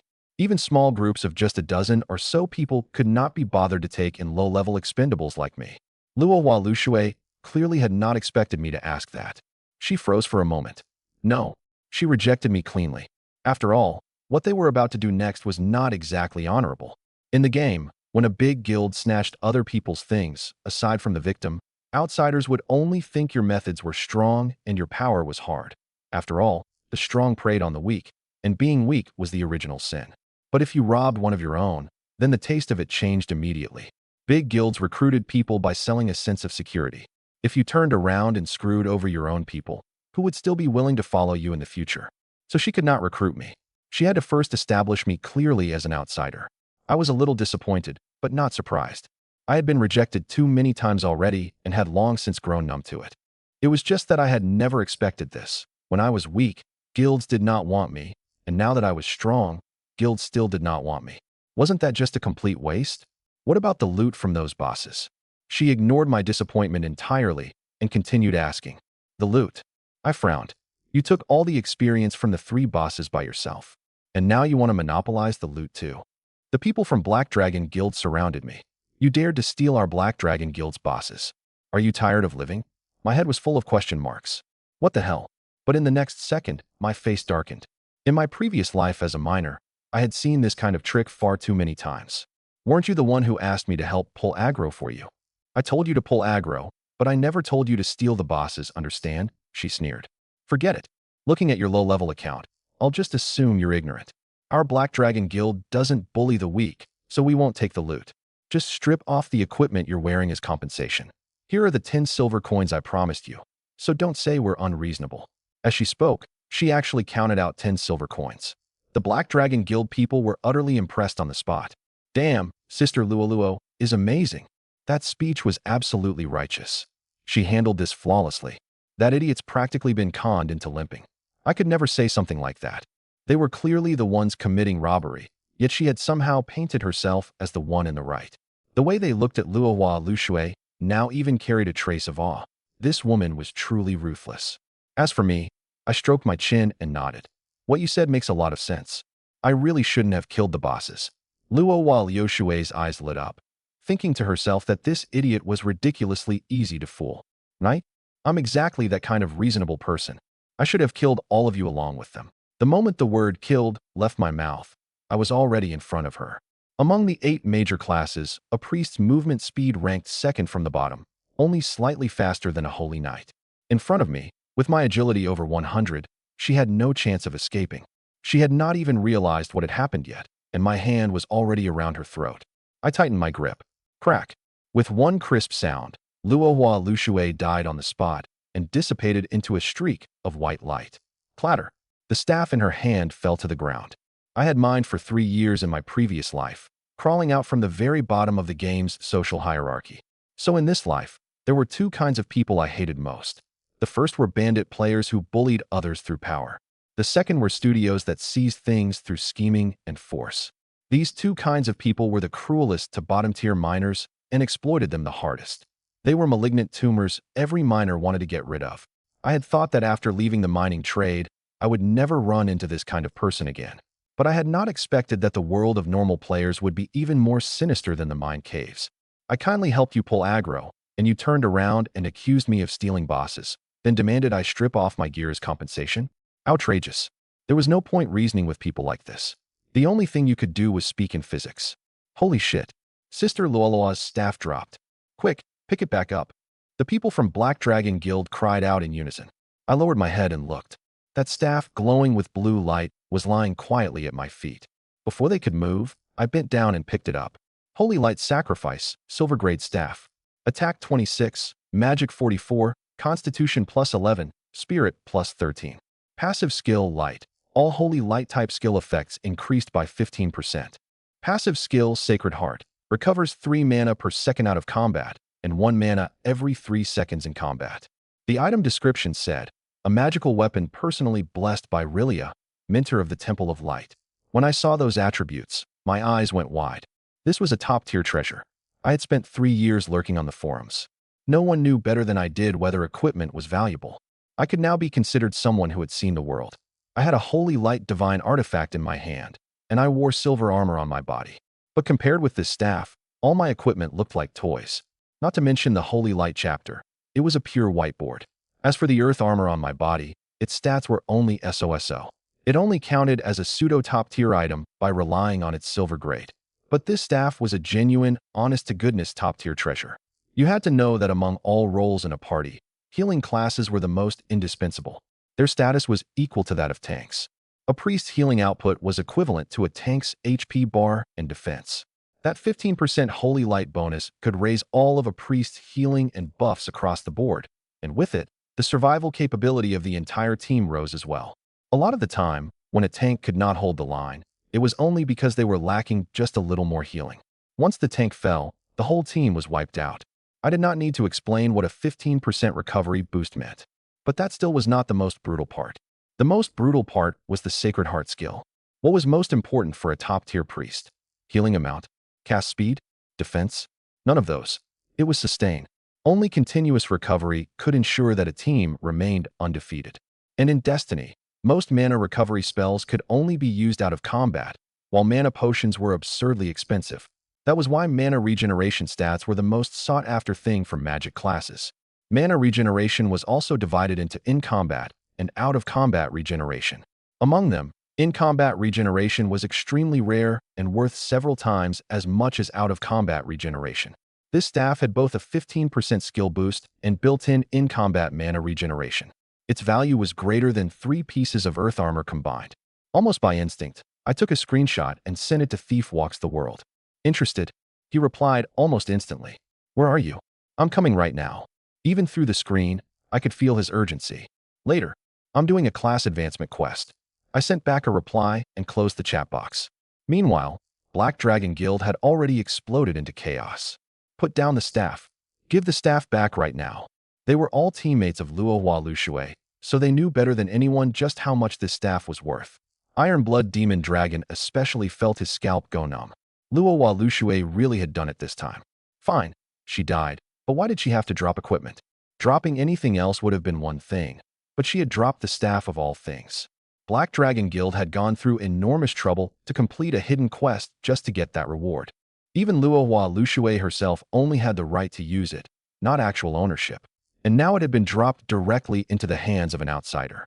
At this equipment-scarce opening stage of the server, Ironblood Demon Dragon did not even dare think about how rare silver gear was or how valuable an ultimate silver weapon was.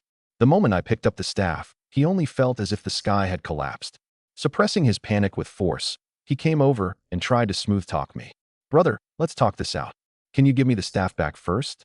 How about I tell you a story about returning lost property without taking it? In a game world, he had even dragged out the concept of returning lost property. I might look dumb, but I was not actually dumb. I gave a dry laugh. Return it? Someone's already reserved it. You couldn't buy it back even if you paid. After saying that, I tossed the staff into my backpack. You sold our guild's equipment? The moment those words came out, The people from Black Dragon Guild completely exploded, and even veins bulged on Iron Blood Demon Dragon's forehead. Top-tier equipment like this had always been strategic material. Even when two enemy guilds blew top-grade gear off each other, they would sit down and use it as a bargaining chip in negotiations. They would never let it flow outward. And yet this guy had directly sold it off. Iron Blood Demon Dragon yanked out his weapon and pointed it at me. I'll say this one more time. Return the staff, and we can forget this happened. Otherwise, don't blame me for getting rough. You're far too polite. I glanced at the shield in his hand. That shield of yours is worth quite a bit too, huh? Iron Blood Demon Dragon's heart skipped a beat. He subconsciously tightened his grip on the shield, and his tone carried a threat. You mean to offend our entire Black Dragon Guild over one piece of equipment? Weren't you the ones who provoked me first? I said flatly, the staff is in my hands. If you want it, come and take it. I don't mind killing every last one of you. After saying that, I swept my gaze over the weapons in everyone's hands. That single glance made everyone tremble all over. You motherfucker. The group cursed furiously, but no one actually dared to make a move. After all, they had just watched this guy casually slaughter 3 level 20 bronze bosses without breaking a sweat. Killing a few players like them would be nothing more than a side job. If no one's going to take it, then I'm leaving. Seeing that no one dared to step up, I gave a cold snort, turned around without another glance, and headed deeper into the dark swamp. Boss Demon Dragon, are we just going to let him walk away like that? Watching my retreating back, the people of Black Dragon Guild were so angry their noses practically twisted out of shape. They were one of the biggest guilds in Hope City, claiming territory, stealing leveling spots, bullying solo players. What shameless thing had they not done? It had always been them bullying others. When had they ever suffered this kind of humiliation? The key point was that the other side was just a lone wolf without even a guild. Otherwise what? You want to stop him? Iron Blood Demon Dragon's face was ashen as he shot back a question. Well, the weather's pretty nice today. Quite sunny and pleasant. Everyone immediately started looking around and pretending they had heard nothing. What a joke. That was a ruthless monster who treated bosses like normal mobs. Stop him. If their equipment got stripped, who would be responsible? The fact that he had not slaughtered all of them already counted as mercy. But Sister Lua's staff, someone asked in a small voice. She caused that mess herself. She can go explain it to the boss on her own. Iron Blood Demon Dragon sighed. She's the boss's real younger sister, so what can anyone do to her? But that kid won't be jumping around for many more days. Huh? What? Didn't you see where he's heading? Iron Blood Demon Dragon narrowed his eyes. Only then did everyone react, and together they sucked in a cold breath. Holy shit. He's heading deeper into the swamp. The Thunder Lord is still in there. That's a level 20 gold boss. And it's both physical and magical. A single hammer blow one-shot our boss. Even if that kid has a divine artifact, if he runs into the Thunder Lord, he'll die without even any scraps left. Haha, at least there's a good boss avenging us. Will you shut up? That's right. This dark swamp spawned 4 bosses in total. 3 bronze, 1 gold. The ones that had just chased Black Dragon Guild all over the map were only the 3 bronze underlings. The real monster was still crouching in the deepest part of the swamp. As Black Dragon Guild's leader, Iron Blood Demon Dragon wore top-tier gear, with a silver shield and a full set of bronze equipment. He was the core group's main tank. But even someone like him had failed to withstand even one exchange against the Thunder Lord and had been killed instantly. That thing simply was not something players at this stage could touch. No matter how much I was protected by a divine artifact, at the end of the day, I was still only a level 10 small fry. Players could do nothing to me because their stats were not high enough. But comparing stats with a boss on the level of the Thunder Lord, that was just seeking death. Meanwhile, at Hope City's resurrection point, Luohua Luxue was stomping her feet in rage. That uncivilized ox. I'll remember you. In all her life, she had never been treated like that before. He had attacked the moment he felt like it, and he had done it so ruthlessly. There was no pain in the game, but the suffocating sensation of being strangled to death had been absolutely real. For a moment just now, she had truly thought she was done for. But why does that name sound so familiar? She rubbed her chin, feeling like she had heard it somewhere before. As for me, I was getting closer and closer to the depths of the swamp. What disappointed me a little was how eerily quiet it was along the way. Across such a huge map, there was not a single normal monster in sight. Clearly, Black Dragon Guild had cleaned the place out thoroughly, and nothing had respawned yet. What disappointed me even more was that those people from Black Dragon Guild really had not come to ambush me. Did I let them go because I was kind-hearted? Of course not. I would have loved for them to stab me in the back. That way, I could have openly claimed self-defense and slaughtered them all. The reason I had not taken the initiative was because, if you killed people proactively, you gained PK points. Destiny did not oppose PK, but it did not encourage it either, so it retained this old-fashioned mechanic, and the punishment was terrifyingly heavy. For every additional point of PK value, you dropped one extra piece of equipment upon death. At over 5 points, you turned red-named. If you died, you lost an extra level, and guards in the main city would attack on sight. At 10 points, you turned black-named. Upon death, all your equipment dropped, and you lost 2 extra levels. The moment you entered the main city's range, the guards would hunt you down. With my current stats, I was not afraid of players. I was afraid of guards. In my previous life, the forums had described guards very clearly. Their nickname was the Hand of Heaven, the system's designated law enforcers, truly invincible beings. Never mind players. Even if a level 200 god-tier boss showed up, the Big Brother guards could still pin it to the ground and rub it into the dirt. I had no desire to become the first unlucky bastard to be brought to justice by the system. Just then, Thief Walks the World sent me another message, urgency dripping between the lines. Brother, done yet? A class advancement task, a tiny little job worth 3 minutes. He was probably thinking it should have been finished by now. Not yet. Don't rush. I casually sent back a reply. Find a place and wait for me. This task is a bit difficult. Oh, if even you think it's hard, then it must not be simple. Need help? I can bring people over. This guy repaid grudges, but he also repaid favors. I had helped him before, and he remembered it. No need. This one has to be completed solo, I replied gloomily. There's a class advancement task like that? Don't tell me it's a hidden class. As expected of an old player, he saw through it immediately. I did not hide it from him, and there was no need to. A hidden class was nothing shameful. On the contrary, it was something to be proud of. Players who had changed into a hidden class practically wanted to carve those 4 words onto their foreheads. All right then, my friend, and I will wait for you at John Tavern. Okay. The moment the words were sent. Rumble. A loud blast sounded not far away, and the earth shook with it. I turned toward the sound. A massive figure broke through the mist in the depths of the swamp and pressed toward me step by step from afar. Only when it drew near did I finally see its appearance clearly. It was a goblin, but not an ordinary goblin. Goblins were usually short and wretched, ugly and treacherous, the typical humanoid cannon fodder. But this one in front of me was over 2 meters tall. Its huge purple body was wrapped in a layer of silver fur, and arcs of purple electricity constantly crackled across it. Unlike other goblins, which were thin and weak, this one was swollen like a giant bear and held a massive warhammer in its hand. Every step it took shook the ground, and a foul wind rushed toward me. I looked up at its information. Thunderlord, Kaino, Gold Grade, Level 20. HP, 100,000. Skills, Thunder Smash, Thunder Stomp, Hammer of Thunder. Its background description read, an aberration born from the Goblin Chieftain mating with a Thunder Demon Bear, naturally gifted with control over the bloodline of lightning, and made even more savage after being tainted by demonic energy. A gold boss. Holy fuck, my scalp went numb instantly. Well done, St. Peter. Those 2 gold coins I spent on wine might as well have been fed to a dog. How black-hearted did that old bastard have to be to assign a level? 10 small fry to solo a level. 20 gold lord boss. You had to know that in Destiny, under the same level and grade, a lord tier boss was much stronger than an ordinary boss, not just by a little. And bosses in Destiny were already much harder to fight than in other games to begin with. A fully equipped 5-man team barely qualified to challenge a same-level bronze boss. A top-tier elite squad like Black Dragon Guilds had run into just 3 bronze bosses and still been chased all over the place. Not to mention a gold lord.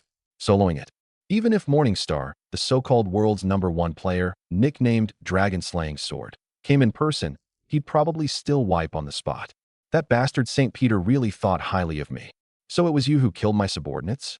Just as I was in shock, Kaino spoke, his voice heavy like rolling thunder. No, you've got the wrong person. I was just passing by. I waved my hand. I can smell their scent on you. Kaino stared at me fixedly. Despicable human, I do not know what trick you used to kill my subordinates, but you have already earned the qualification to challenge me. You will become part of this swamp forever, just like a lump of mud. Before his words had even finished, he stomped heavily on the ground. Boom.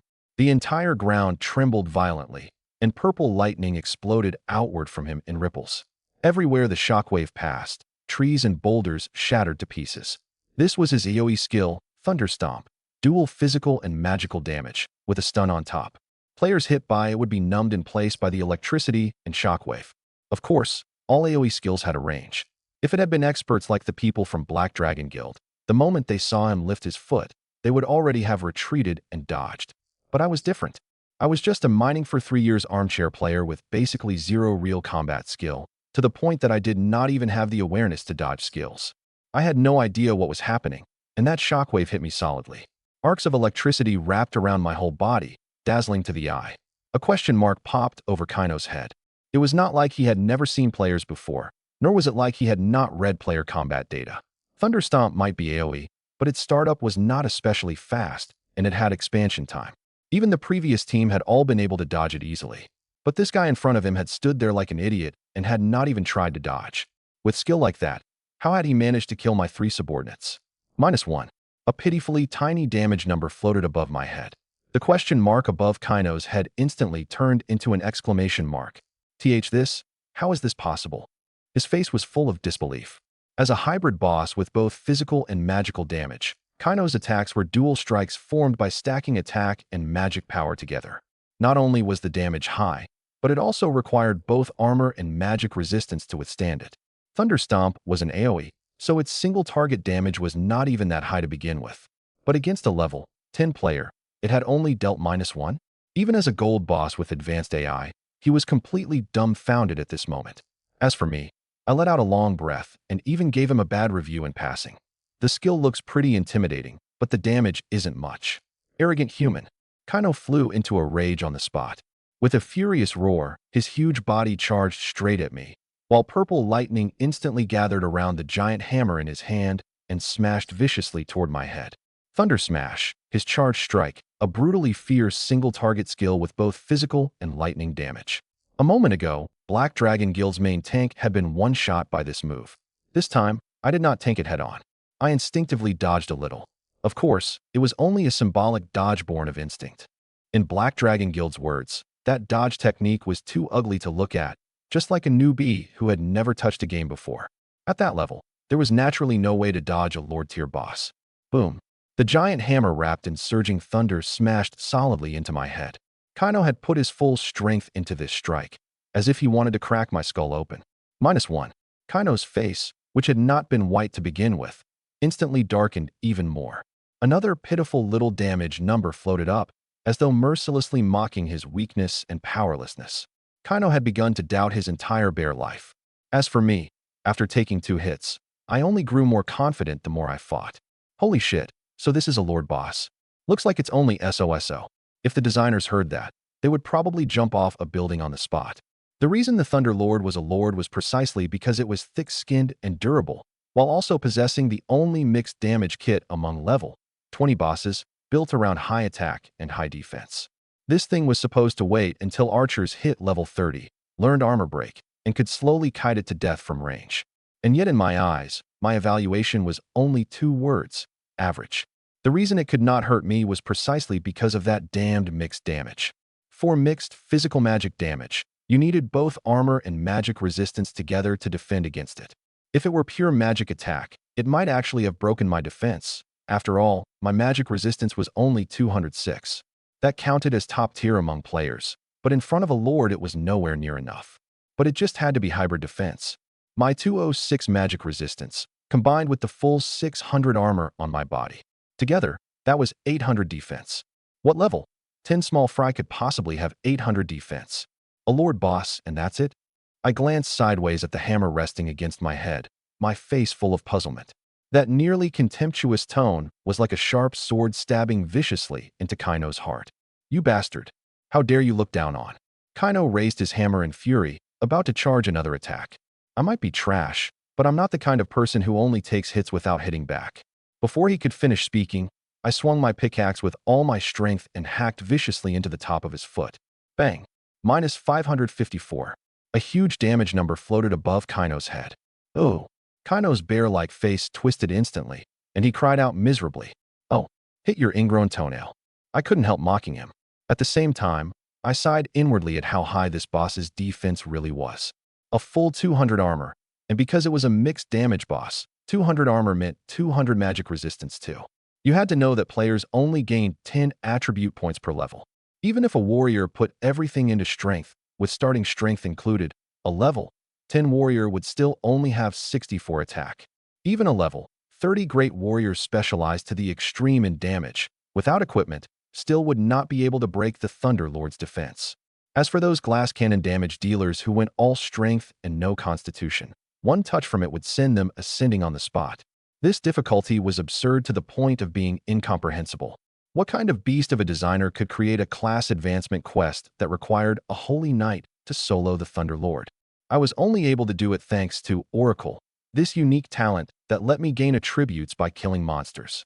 Otherwise, with my level of skill, however many times I came here, I'd just be delivering myself as free food.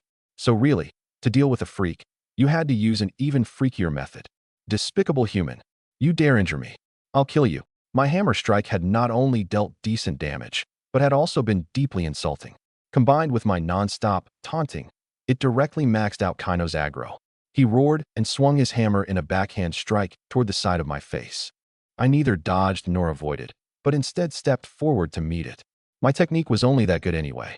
I couldn't dodge even if I wanted to, and in any case, if it hit my head, it still wouldn't deal damage.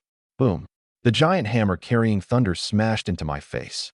-1, and I had already closed in against his body, raised my pickaxe, and hacked viciously into his knee. Bang. -554.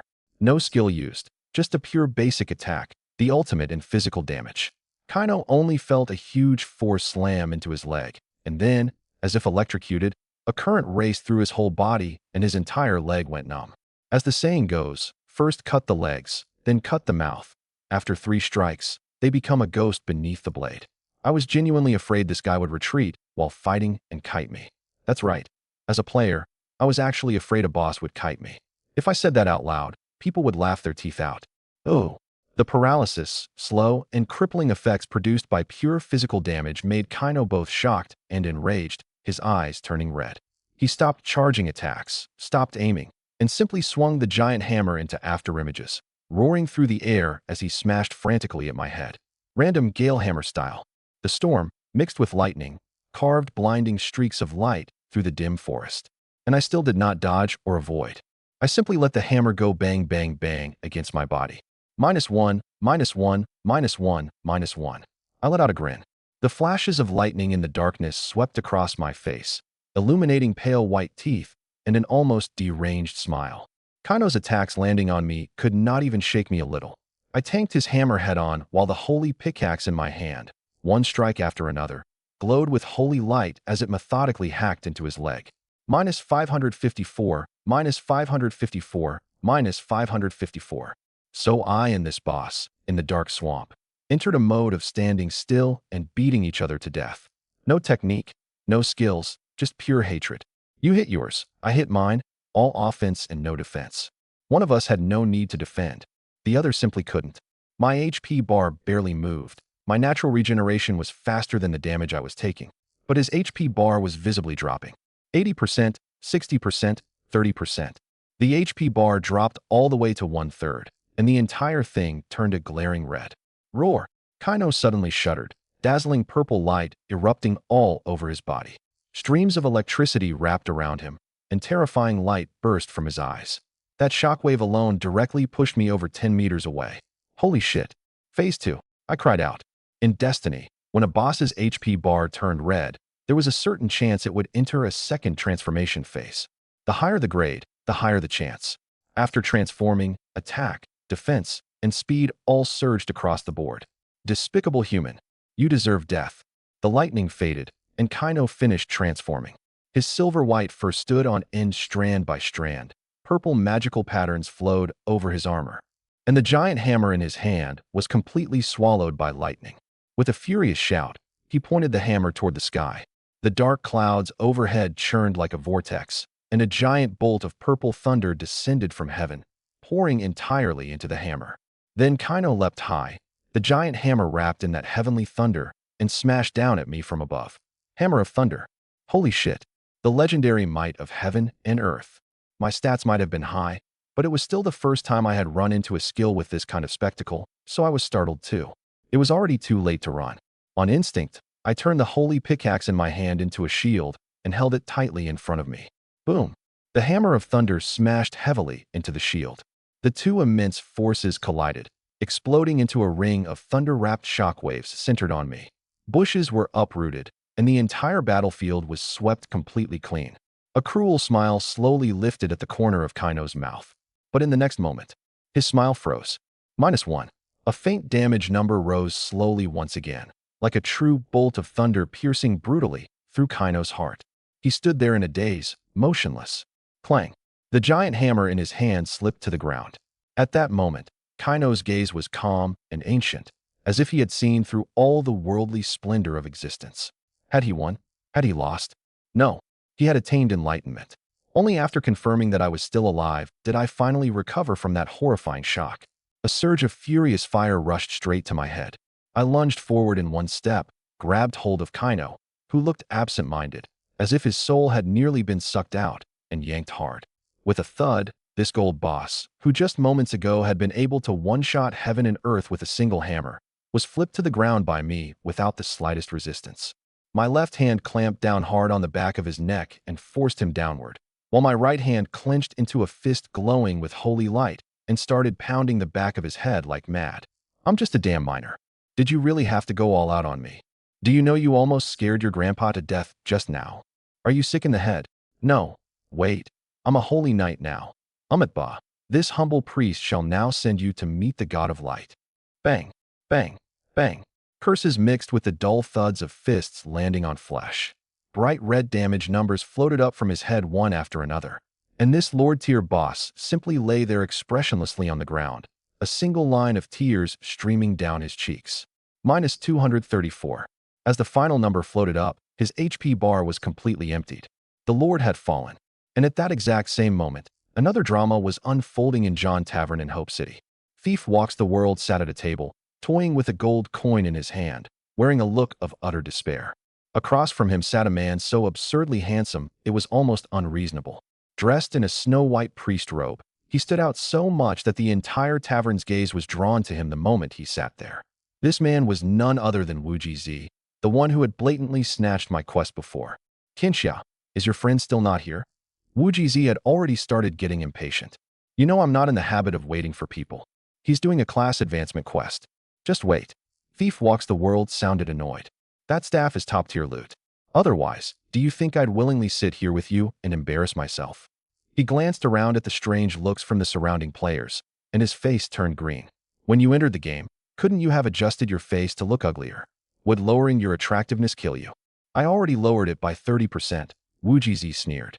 Being handsome isn't my fault. There's no point in your jealousy. This place isn't far from the resurrection point. Don't force me to stab you to death. Thief Walks the World was covered in black lines.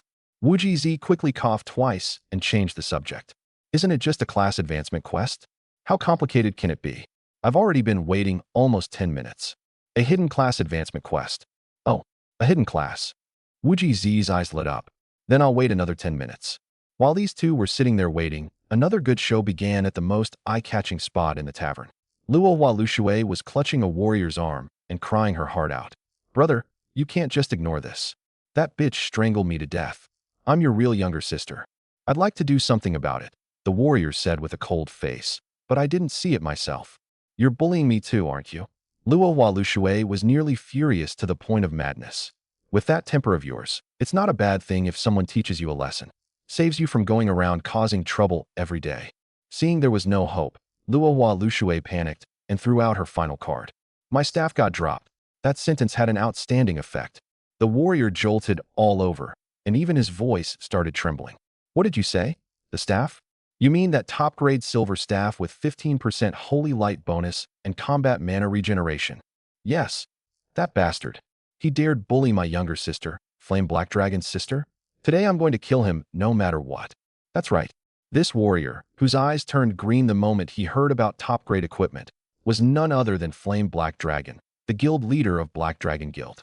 He slapped the table hard. Quick, tell me, what's the name of that bastard who stole your staff and bullied you? His name is No Quality Bull. Oh, that name sounds pretty familiar. Flame Black Dragon stroked his chin just as he was about to think harder, but then his gaze drifted away. Look over there. That girl is so cool and so beautiful. His eyes locked straight onto Wu Jizi, who was drinking heavily, and he stared so hard his eyes nearly popped out. Luohua Lushui exploded on the spot. My equipment got stolen, and you're still over here looking at women. After seeing Wu Jizi's face clearly, her own face darkened like the bottom of a pot, and she coldly added, "That's a man." Impossible. What kind of woman has an Adam's apple? Flame Black Dragon's gaze dropped downward, and sure enough, there was a prominent Adam's apple sticking out from that slender neck. Then that's even better. This guy actually clenched his fist in excitement. My equipment got stolen, and you're still over here looking at men. Luohua Lushui had completely lost it. Seeing that his sister was about to explode, Flame Black Dragon finally pulled his gaze back with great reluctance. All right, what was that bastard's name again? No Quality Bull. Damn it, stealing people's gear. Just like the name says, no quality. Sis, just wait. I'll take people with me right now and camp kill him 100 times. If I don't force that staff to drop back out, I lose. Flame Black Dragon thumped his chest, full of heroic confidence. But just as his words fell, in the very next second, high above the sky, a huge black announcement suddenly exploded into view. World announcement. Hope City player No Quality Bull has single-handedly killed the Dark Swamp Lord boss, Thunder Lord Kaino. His heroic deed shall be forever recorded in history. The exact same line flashed across the sky 3 times. In an instant, the entire world fell silent. And Flame Black Dragon's smile froze on his face as he stared at Luohua Lushui with wide eyes. After a long while, he finally squeezed out a dry sentence. Kaino, that gold boss that turned me into dust with one hammer blow. He got solo killed? Why yes. And what was the name of the one who killed him again? Flame Black Dragon asked one more time. Luohua Lushui read the announcement over and over, gritting her teeth. No Quality Bull. It was this bastard who stole my staff and strangled me to death. Brother, you have to help me kill him. But Flame Black Dragon's reaction left her dumbfounded on the spot. I don't have a younger sister. Since when did I have a younger sister? Wasn't I an only child? Flame Black Dragon waved his hands repeatedly, shaking his head like a rattle drum. You. Luohua Lushui was so angry, she nearly spat out a mouthful of blood. You're the leader of a major guild, and you can still be this cowardly? Nonsense. Flame Black Dragon rolled his eyes. That's a ruthless monster who solo killed the Thunder Lord. We wouldn't even have enough time to recruit him properly, and you still want me to offend him on purpose? Oh right, I remember now. This No Quality Bull also solo killed the stone-armored Boar King before. He treats bosses like normal mobs. Just think about it. What kind of monstrous expert does that have to be? To be honest, at this moment, Flame Black Dragon was rational to a frightening degree. You had to know that in all of Destiny, no one understood better than he did just how terrifying the Thunder Lord really was. As the guild leader of Black Dragon Guild, he wore a full set of top-grade bronze defensive equipment and also held a level 15 silver shield, Shield of Courage. On raw panel stats alone, he ranked within the top 100 of the entire server and was absolutely the guild's main tank. Armor, magic resistance, HP, everything was top tier. And yet, even such an iron turtle like him had failed to endure even a single hammer strike from the Thunder Lord and had been smashed into ashes on the spot. The psychological shadow left behind by that hammer strike was easy enough to imagine. And now, someone had actually soloed the very boss that had instantly deleted a fully equipped version of himself. A ruthless player like that, someone who had consecutively soloed 2 Lord bosses, was exactly the kind of person every major guild would scramble to befriend. Make an enemy of him? Don't even think about it. But just then, one sentence from Luohua Lushui overturned the entire situation completely. Expert my ass. She curled her lips, her face full of disdain. He just got lucky and had good equipment, that's all. His mechanics are trash, worse than a newbie. Good equipment? Flame Black Dragon frowned. Could it really be better than mine? This whole set on me was gathered by the entire guild. Humph, Luohua Lushui sneered. That guy is a pay-to-win player. Conservatively speaking, he's got at least 2 divine artifacts on him. Otherwise, how do you think he soloed a lord? You really think there are that many experts in this world? Divine artifacts. The moment those 2 words came out, Flame Black Dragon's eyes went straight. You saw it with your own eyes? With my own eyes. That armor on him is definitely a divine artifact, and the weapon in his hand most likely is too. Luohua Lushui spoke with absolute certainty. That single sentence made Flame Black Dragon's attitude do a complete 180. That damned bastard actually dared bully my precious little sister. If he doesn't hand over those divine artifacts, he can forget about surviving in this game. Luo Hua Lushui.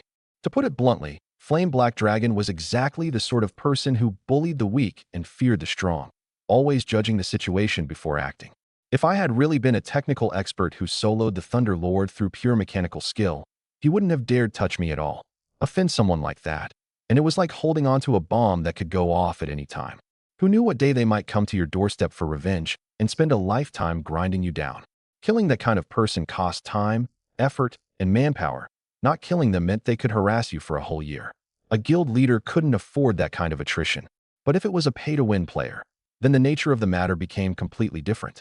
Could that still be called an expert? That was just a walking equipment rack. No matter how rich someone was in real life, they couldn't exactly crawl out through the internet cable and hit you, could they? In this game, the richer the spender and the worse the mechanics, the more fragrant and juicy they looked in everyone's eyes. Bosses had HP bars in the hundreds of thousands that you could barely grind down. But no matter how thick your HP bar as a player was, could it really be thicker than a boss's? As long as enough people surrounded you, they could grind you to death by brute force alone. Easier to kill than a boss, and with a better drop rate than a boss, too. That was the true definition of a walking elite monster. Not to mention that the divine artifact on me was armor. What tank in the world could resist the temptation of a divine artifact armor piece? So Flame Black Dragon Sanhan rattled loudly in his head. Low risk, high reward, a business deal with guaranteed profit. Meanwhile, in the Dark Forest, another group of people was in chaos as well. The Thunder Lord got killed by someone. Ironblood Demon Dragon and the others stared at each other with wide eyes, before all their gazes finally landed on Ironblood Demon Dragon's face. He himself was also full of question marks. You had to know that these people were exactly the ones who had just barely escaped with their lives from under the Thunder Lord's claws. No one understood better than they did how terrifying that monster was. They had thought that when I charged headfirst into the depths of the dark swamp, I was going there to die. But what happened instead? I didn't die, and the Thunder Lord was the one who ended up collecting his lunchbox. Only one thought remained in Ironblood Demon Dragon's head. Just what kind of divine artifact was this guy hiding on him? One so strong that even the level restriction didn't matter? You had to know that in the game, even divine artifacts couldn't break balance. The system would impose level restrictions on them. A divine weapon artifact with 1000 attack, if it fell into the hands of a level 1 player, might only release 20 points of its power. You'd have to train to a certain level before it was fully unsealed. Unless it was one of those legendary no-level requirement divine artifacts. How rare were those things? Any random one of them would be worth 10 million or even more. Thinking of that, Ironblood Demon Dragon sucked in a cold breath. A no-level requirement defensive divine artifact, and one specialized for tanks at that. The value was simply beyond imagination. And in this game world with no legal restraint, when you saw someone swaggering around with a treasure worth 10 million on them, if you didn't try to rob them, you'd practically be insulting your own greedy heart. Even if you knew full well the other party was terrifyingly strong, even if your own odds were 10 deaths and no survival. So what? If you died in the game, you could revive. But if by some chance the divine artifact dropped, that would be overnight riches. Using unlimited lives to gamble for unlimited money. No matter how you calculated it, that was blood profit. So without another word, Ironblood Demon Dragon opened his friend's list and directly sent Flame Black Dragon a message. Boss, I've seen that no quality bull before. He's definitely a pay-to-win player. Absolutely has divine artifacts on him, and they're definitely no-level requirement ones. He really is a pay-to-win player, and they're no-level requirement divine artifacts. The moment Flame Black Dragon saw that message, the final trace of doubt in his heart disappeared completely. When 3 men make a tiger, rumor becomes truth. If only Luo Hua Lushui had said it, he would still have been half believing and half doubting. But now even his trusted confidant Ironblood Demon Dragon was pounding his chest and guaranteeing it. This matter was nailed down on an iron plate. A huge fat cow, washed clean and ready for slaughter, had just rammed itself right into his arms. And even better, he had a righteous excuse. After all, even big guilds needed face. If they surrounded and killed someone for no reason, people would point fingers at them behind their backs. But first I had stolen a Black Dragon Guild girl's equipment, and then Black Dragon Guild would stand up for their sister and eliminate evil for the people. A pay-to-win player using wealth and power to bully a weak young woman. Black Dragon Guild delivering righteous justice and removing a wicked villain. Look at that. What a grand and noble reason. And so, while I knew absolutely nothing about it, a great net aimed directly at me was quietly spreading open. Meanwhile, in the corner of the tavern, Thief Walks the World looked at that announcement, froze for a moment, and then quickly returned to calm. He froze because he had never imagined that the class advancement quest I had mentioned was actually to go solo kill the Thunder Lord. What kind of hidden class would dare hand out a quest with a completion rate infinitely close to zero? But now, that number had become 0.001%, because there really was a monster who had completed it. He remained calm because he had already gone numb. Ever since meeting me, this guy had never stopped having his worldview refreshed. Soloing the stone-armored Boar King, massacring an entire player squad by myself, and now adding the Thunder Lord on top of that. Other people's jaws might drop, but he was already used to it. Oh, he sent you a message? Wuji Z asked curiously. It was the system that sent it to me. Thief Walks the World said flatly. After saying that, he casually sent me a message. Brother Bull, mighty as always. No wonder you didn't let me help. Looks like I really wouldn't have been able to help anyway. I laughed at the screen and replied, mainly because the task had a party size restriction. I understand. He sent over an expression showing mutual understanding, then quickly added, what good stuff dropped? I buy everything. Really? Then pick for yourself and see if there's anything you like. With a grand wave of my hand, I directly took screenshots of all 3 pieces of loot dropped by the Thunder Lord and threw them over in one go. The first item, Thunder Talisman, a bronze necklace with the passive Thunder Blessing, increasing lightning element attribute by 20. The second item, Thunderblade, a silver dagger, attack 54, with Thunder Strike, a 20% chance to trigger lightning damage, plus Wrath of the Storm, increasing attack speed by 20%, assassin exclusive. The third item, and by far the most explosive, Thunder Hammer, gold grade, attack 77, loaded with passives for heavy strike, stun, and armor break, plus an active ultimate that could summon heavenly thunder and deal double dual attribute damage, a divine artifact exclusive to Holy Knights. The moment all 3 items were laid out, Thief Walks the World, who was normally as calm as a rock, had his eyes go wide on the spot. This. He stared at the screen for a long time, then suddenly typed out a line. I want the talisman and the dagger. Real money. You name the price. At the time, I was a little puzzled. If we were talking about value, then obviously that gold-grade Thunder Hammer was the most valuable item. Didn't this guy claim he bought everything? So why was he leaving the most expensive item untouched and only picking a bronze necklace and a silver dagger? What I didn't know was that this seemingly ordinary bronze talisman, in the eyes of true experts, was worth an astonishing amount. Because the line Lightning Element Attribute plus 20 on it was the soul of the entire piece of equipment. You had to know that in Destiny, Attribute Increase was an extremely rare property. It not only directly boosted the damage of elemental magic, but also simultaneously increased resistance to the corresponding element. 20 points of Attribute Increase meant 20 points of damage amplification plus 20% lightning resistance. More importantly, normal attributes only came in earth, water, fire, and wind, while lightning was a special branch outside the 4 main elements. Its attribute increase was the hardest to obtain, yet its damage was absurdly high. Against lightning-type bosses, ordinary players got one shot in minutes. But if you had 20 points of lightning attribute increase, both your offense and your survivability would be fully boosted at once. And that was only its lower limit. What truly drove insiders crazy was another playstyle, imbued magic attacks. Simply put, when a physical class hit someone, they could additionally attach a segment of magic damage. This damage wasn't counted as physical attack, but instead calculated based on your intelligence and attribute increase.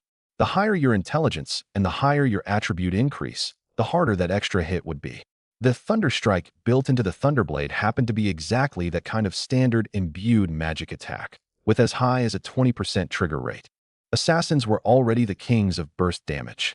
A 20% imbued magic attack, stacked together with a 20% lightning attribute increase, would directly raise an assassin's damage output by an entire tier. With those 2 items, who wouldn't get one comboed? Not to mention, that dagger also gave a free 20% attack speed boost. If someone else slashed you 5 times, you could stab back 6. When experts exchanged blows, often the difference came down to that one extra hit, and that extra stab became the dividing line between victory and defeat. Put those 2 items together, and even though they weren't a set, they were better than a set. No wonder Thief Walks the World had locked onto them both at first glance. You really don't want the gold equipment? I truly couldn't understand. That's clearly the most valuable thing in there. And then he replied with one sentence that left me speechless. I don't take garbage. Thief Walks the World said in a flat tone. You keep it and play with it yourself. Garbage. I was speechless for a moment. This was gold equipment. Looking across the entire game, even if it wasn't the only one of its kind, it was absolutely still 1 in 10,000. Never mind the stats. Even just the word gold sitting there was already enough to max out the prestige. Hold high-end equipment in your hand, and you could swagger around even without killing monsters. And yet when it reached his mouth, it was dismissed with a single garbage. Besides, the hammer's attributes were obviously top tier. Armor break, stun, burst, everything you could want. It was clearly a first-rate DPS weapon, so why had it become garbage? Thief Walks the World paused. Let me put it this way. Gold equipment is valuable, and this hammer's stats are definitely excellent. If it didn't have a class restriction, it would basically be a divine artifact. But the problem is, it's a Holy Knight weapon. What normal person plays Holy Knight? Holy Knight. I glanced at the class requirement line, and sure enough, 3 glaring characters were engraved there. Holy Knight. At that moment, I was speechless too. Garbage. He really hadn't wronged it. The Holy Knight class, from server launch all the way until 3 years later when the game invaded reality, had never been strong for even a single day. It was the undisputed #1 sewer class of the meta. Other than having a long stamina bar and a slight advantage in mining and herb gathering, it was useless in every other regard. By the late game, players had simply nicknamed it the premium brick-moving class. Precisely because it was so unpopular, Holy Knight equipment was absurdly cheap. Later on, an entire set of gold Holy Knight armor wasn't worth as much as one piece of black iron gear for an assassin. Even worse, Holy Knight was a pure support class, focused on buffs and auras. A weapon like the Thunder Hammer, packed to the brim with attack stats, had absolutely nothing to do with it. A class with no damage output, holding a top-tier DPS weapon. What difference was there between that and rewarding a eunuch with 100 peerless beauties? Garbage. It really was garbage. But Brother Bull, aren't you playing Retribution Knight? You can use this weapon yourself. Thief Walks the World added. He had seen the way I fought and had always assumed I was a Retribution Knight. You're the Retribution Knight. Your whole family is Retribution Knight. I rolled my eyes and replied. I have an exclusive divine artifact. I can't use this thing either. The Holy Radiant Seal's stats were ordinary right now, but it was a growth-type weapon with maxed out potential. More importantly, it couldn't be dropped, and it could transform however I liked. It could even turn into the cross pickaxe I was most comfortable with, which felt much better to swing than a hammer. Switch weapons? That thought had never even crossed my mind. An exclusive divine artifact. Thief Walks the World's eyes lit up. As expected, no wonder this kid was so fierce, so he really did have a divine artifact backing him. Forget it. If no one wants it, I'll just keep it myself. I helplessly stuffed the Thunder Hammer back into my backpack. At least it's the first gold weapon I've ever looted. I'll just treat it as a collectible. After all, I came from a miner's background. I was used to pinching pennies. I couldn't even bear to throw away copper or of Purity 5, so there was absolutely no reason to toss a gold piece of equipment no matter how trash it was. How much are you offering for the dagger and necklace? I brought the topic back to business. I only started playing yesterday, so I don't understand market prices. Just name your price directly. That really wasn't false modesty. As a laborer who had mined for 3 years, I knew next to nothing about equipment pricing. I only knew the ore market inside and out. Besides, by the late game, bronze and silver equipment was everywhere and sold for peanuts. That was a completely different world from the wildly inflated prices of the server's opening period. I see. Thief Walks the World thought for a moment. Then I'll offer 100,000. How about that? 100 what? When I saw that message, my eyeballs nearly flew out of their sockets. 100,000. Just 2 pieces of equipment, and they were worth 100,000? Mining was hard work, sure, but to be honest, the income wasn't low. In my previous life, I mined for about 20,000 a month. 100,000 was basically equal to the total income from half a year of me burying my head in hard work. And this was just for 2 lousy pieces of equipment. Fuck me. No wonder this world was destroyed in the end. It really should hurry up and be destroyed. Seeing that I stayed silent for a long time, Thief Walks the World quickly added, Brother Bull, if you think it's too low, we can negotiate. I'll cover all the transaction fees and taxes. He was genuinely afraid these 2 items would be snatched away by someone else. Assassins were the hottest class in the entire game, bar none, occupying 30% of all players by themselves. Assassin gear had always stayed outrageously expensive. Rich people spent money like water. If you didn't buy it, plenty of others would fight to do so, especially in this early stage when equipment was scarce.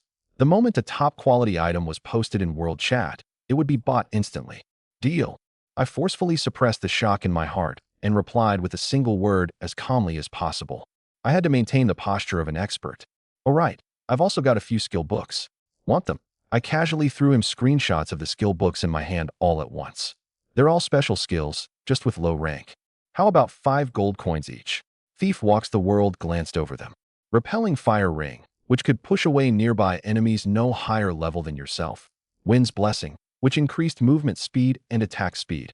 Ice Armor, which covered yourself in a layer of ice armor. They were all small survival support skills, specialized for helping squishy classes like mages stay alive. Their ranks were too low, so they had some value, but they weren't worth thousands or tens of thousands. Deal. I answered crisply. 5 gold coins meant 500 yuan, and 3 books made 1,500. Just 3 E-rank skill books. That was far beyond expectations. Oh right, how much do you think this one is worth? I sent over a screenshot of another skill book. Lightning Element Affinity, Special Type, Lightning Attribute, Rank, None. After learning it, one can gain the ability to sense lightning elements. Mage Exclusive. This was the only skill book Kaino had dropped apart from the 3 pieces of equipment. Considering he was a Gold Lord tier boss, and also a first kill, this loot actually wasn't that impressive. It wasn't even as good as the Earth's stone-armored Boar Kings. And yet in the very next moment, Thief Walks the World sent over a whole string of question marks and exclamation marks. Use words, not punctuation spam, I replied. He stayed silent for a full 30 seconds before cautiously typing out a line. Its value is immeasurable. This isn't as simple as an ordinary skill book. Oh, could it be a piece of equipment? I picked up the skill book and examined it over and over. Well, after a long while, a sentence came from the other side of the screen. Brother Bull, you're supposed to be an expert, right? What do you mean? How do you somehow look like a newbie? He asked tactfully. We weren't close enough yet to openly roast each other, but a question like, could it be a piece of equipment, really wasn't something a normal player would ask. Actually, this is my first time playing a game. I felt a little awkward. I couldn't exactly say that I was a 3-year veteran player who had just spent all that time in a mine pit and didn't understand anything from the normal player side of things. Well, that explains it.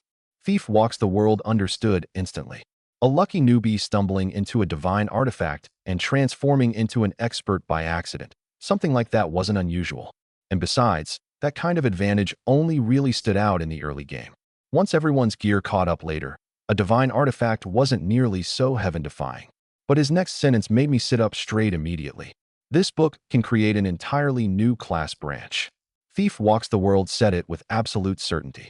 In Destiny, the world was built from the 4 great elements of earth, water, fire, and wind. But the only elements mages could fully control were water and fire, so ordinary magic only consisted of those 2 lines. Wind and earth were too difficult to attune to, and wind and earth-type mages were eliminated during class development, becoming unconventional hidden branches. But above the 4 main elements, there was an even rarer existence, lightning. Lightning element damage was terrifying, and it was compatible with any element, earning it the title of the strongest element. But throughout all of history, the only beings able to attune to lightning were magical beasts born with the blessing of thunder. Among human mages, almost no one had ever been able to do it. And once someone successfully attuned to lightning, they could become a lightning mage and personally found the lightning branch of the mage class. In other words, this book was roughly equivalent to a hidden class advancement certificate. A hidden class was 1 in 10,000 across the entire game. There was no need to say more about its value. At the very least, Thief Walks the World himself absolutely did not dare casually name a price for it. It's that insane? Even I looked surprised. What he said wasn't unfamiliar to me. In my previous life, I had seen similar forum posts before. 1 weapon, 1 item, and a completely new class branch could be created from it. Back then, the world's #1 expert, dragon-slaying sword Morningstar, had used a dragon-slaying sword to kill a monster with dragon bloodline, bathed in dragon blood, gained the bloodline of a dragon, and forcibly created the special branch, Dragon Warrior. But I had never imagined that the plain, unremarkable skill book in front of me also contained that same earth-shaking value. This was a book that could create a powerhouse out of thin air. Then should I throw it into the auction house? Holding such a treasure, I suddenly felt at a loss. As a dignified miner, in my understanding there were only two sales channels, setting up a stall and selling to a studio. The auction house was already the highest class trading venue in my mind. No, there are too many bastards right now. Thief Walks the World immediately vetoed it. When these people see good stuff, they usually don't bid gradually. They wait until the very last second before the auction ends, then add a single copper coin and snatch it away at a dirt cheap price. How are you so familiar with that? Because I'm one of those bastards too. I was speechless. Then what if I set the starting price high? Then no one will bid. The failed listing fee isn't refunded, and the higher the starting price, the more expensive the listing fee becomes. Damn it, then what do I do? I was troubled. I couldn't just let it rot in my hands. Posted on the forums. Thief Walks the World sounded full of confidence. When the time comes, I'll help you work it. I guarantee it'll sell for a sky-high price. Nice. I gave him a thumbs up. Sure enough, every profession had its own specialty. A middleman like him had way more tricks up his sleeve than a grassroots laborer like me. Oh right, are you done with your quest yet? Just finished. I'm getting ready to head back to town. Hurry back. My friend is still waiting for that staff from you. You even brought the buyer here in person? He doesn't trust me. He insisted on trading with you face to face. Fine. I'll be there soon. I closed the chat window and turned to head back to town. Just then, another system prompt popped up from my friend list. System prompt. Player Flame Black Dragon has requested to add you as a friend. What kind of crappy name is that? I barely even looked and directly hit accept. Doing business was doing business.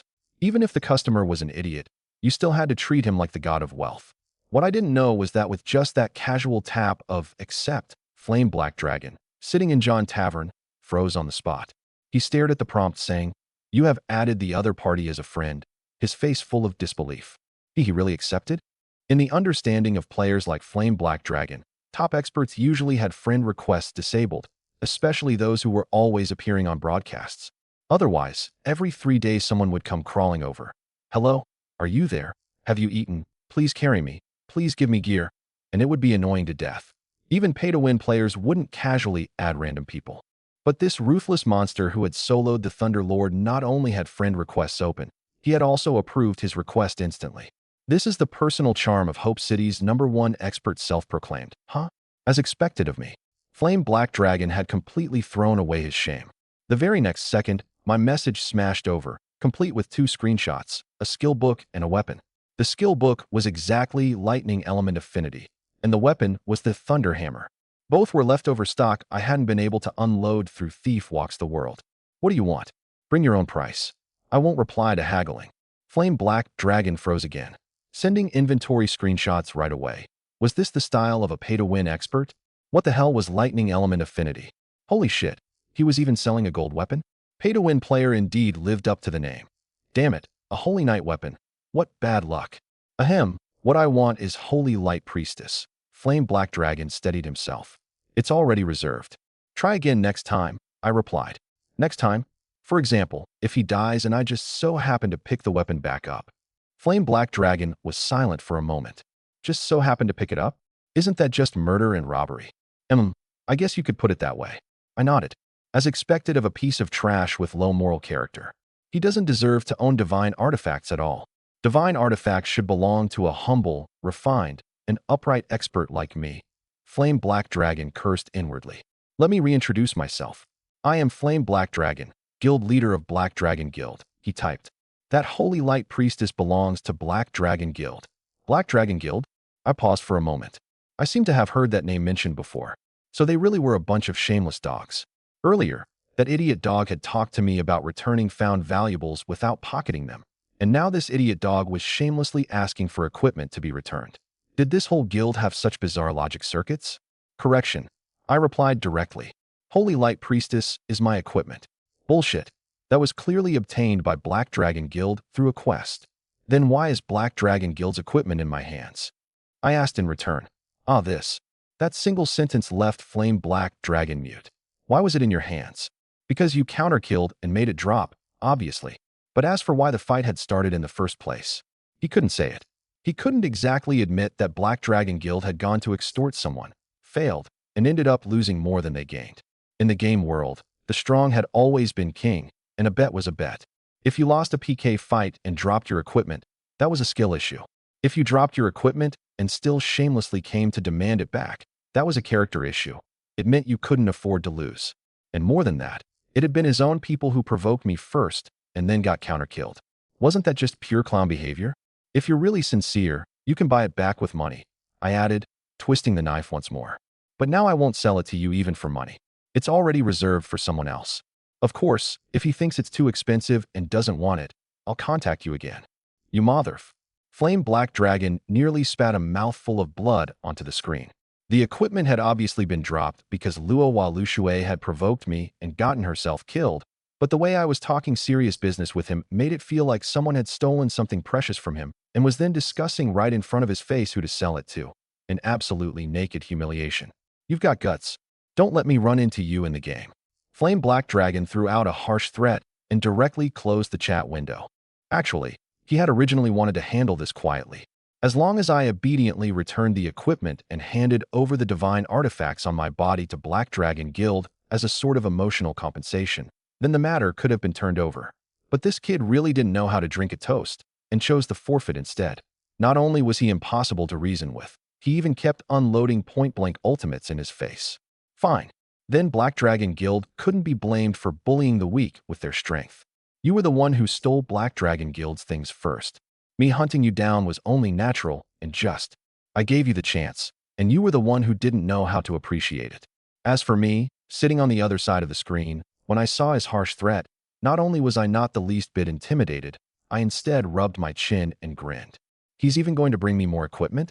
This Flame Black Dragon, he's actually kind of a nice guy. Half an hour later, I finally returned to Hope City, but I didn't rush to the tavern. Instead, I made a turn and slipped into the alley behind it. Buying and selling equipment was a small matter. My class advancement quest, that was the top priority. Oh, you really did hunt that magic bear goblin. Seeing me return alive, still gripping the Thunder Lord's heart in my hand, St. Peter's eyes went round as saucers. He muttered to himself, I thought you were going to die in its hands. Me. Why were the NPCs in this game all like this? As expected of the child of light chosen by the god of light. The next moment, St. Peter's expression turned solemn, and he looked at me seriously. Congratulations, child of light. You have passed my trial. Are you willing to become my disciple? Yes. What nonsense. Did I even have a choice? Very good. St. Peter nodded in satisfaction. From today onward, you are the new defender of the way, Fist of Heaven.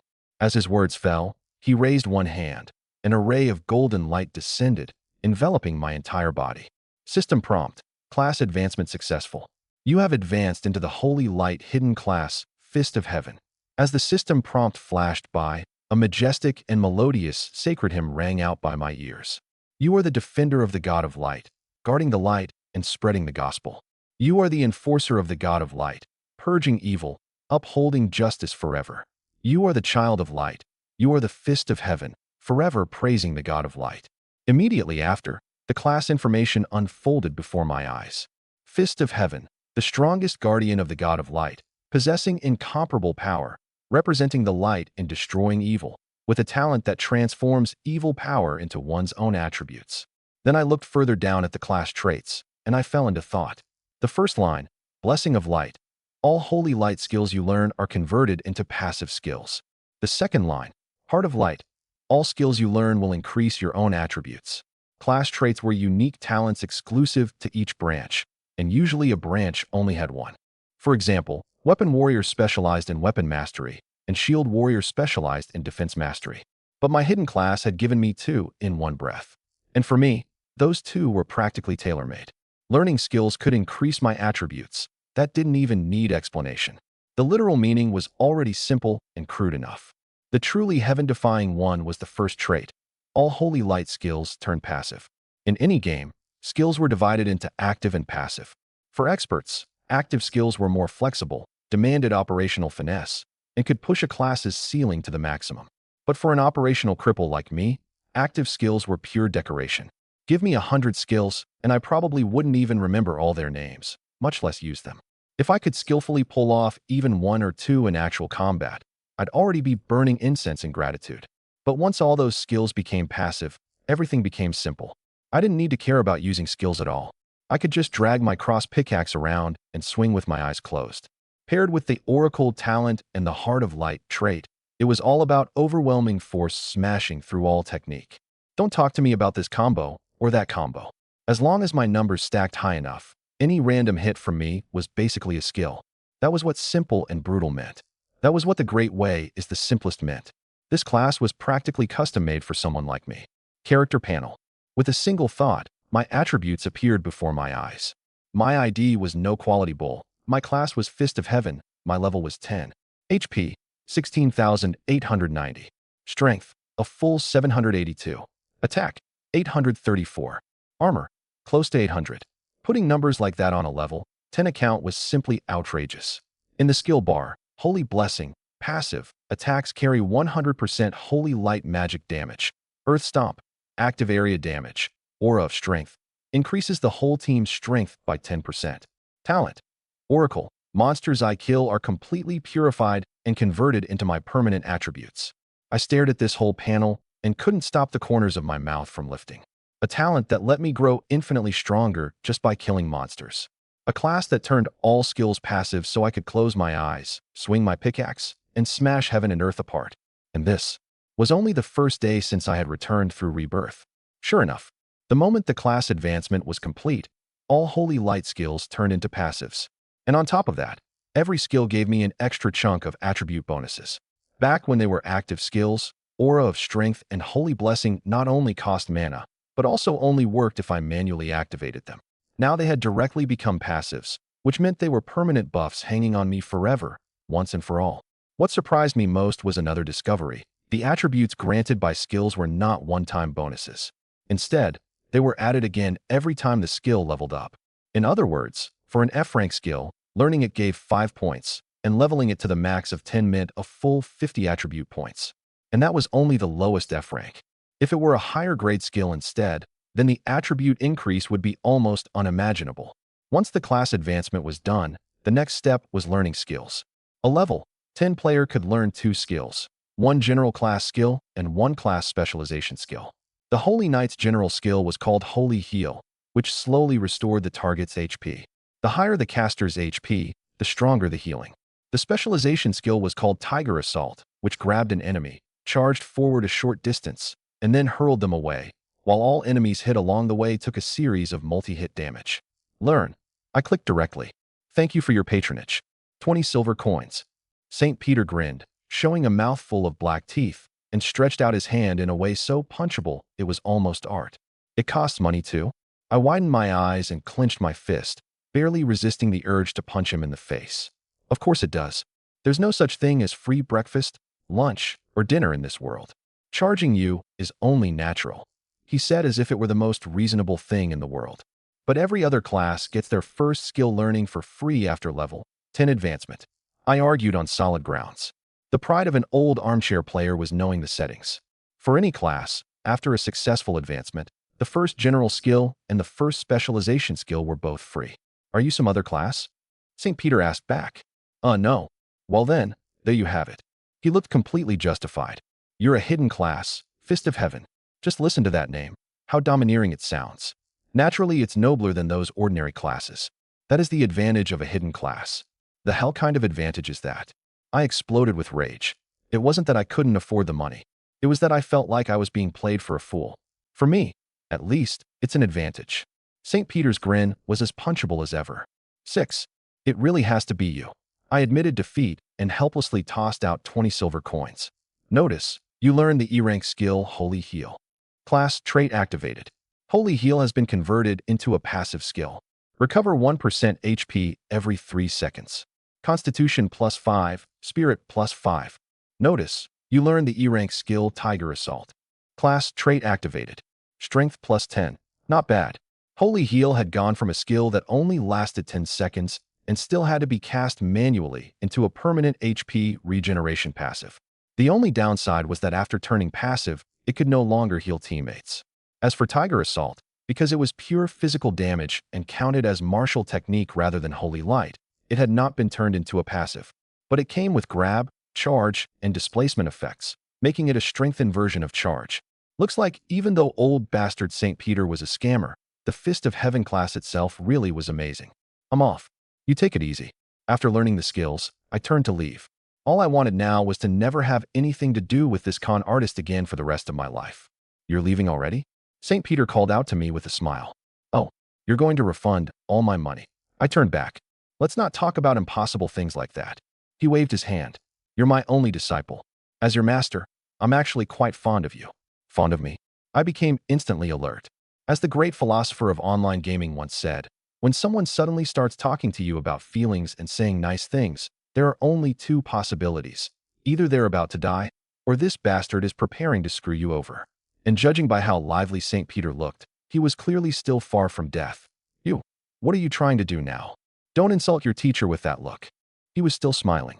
I'm an upright man. I just want to ask you, do you really understand how to use your holy radiant seal? How to use it? I frowned. What special usage could this thing possibly have? It was just a cross pickaxe, a boomerang, and it could also turn into a shield or gauntlets. A universal tool, basically. What I mean is advancement. St. Peter's expression suddenly turned serious. This is a divine artifact of light. If you don't properly develop it, then it will truly be covered in dust. I know that. I replied. Doing quests gives weapon EXP. That class advancement quest just now even gave me 5,000 weapon EXP and directly leveled it to 10. I casually pulled up its attributes. Holy Radiant Seal, Light Divine Artifact, Attack 50, Magic 50, Level 10. Soulbound. Cannot be dropped, cannot be destroyed, cannot be discarded, and can transform into any weapon at will. Haha. St. Peter smiled meaningfully. Weapon EXP can only raise its level. It cannot raise its grade. Are you really willing to let your divine artifact remain a blank whiteboard forever? That sentence struck right at my weak spot. You mean? I immediately moved closer. You know how to raise the grade of a divine artifact. This was actually something I had been thinking about all along.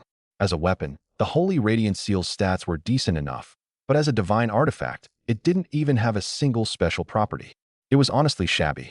I had figured out how to level it up, but I still had never understood how its grade was supposed to rise. From the sound of St. Peter's tone, he knew exactly how it worked. Of course.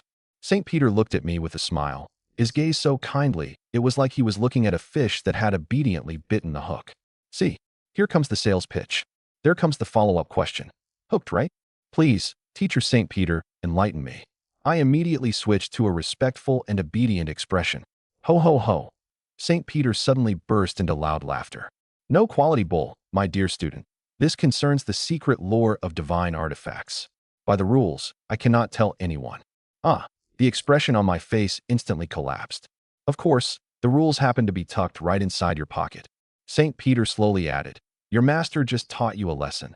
There is no free breakfast, lunch, or dinner in this world. He paused, revealing those signature black teeth. Midnight snacks don't count either.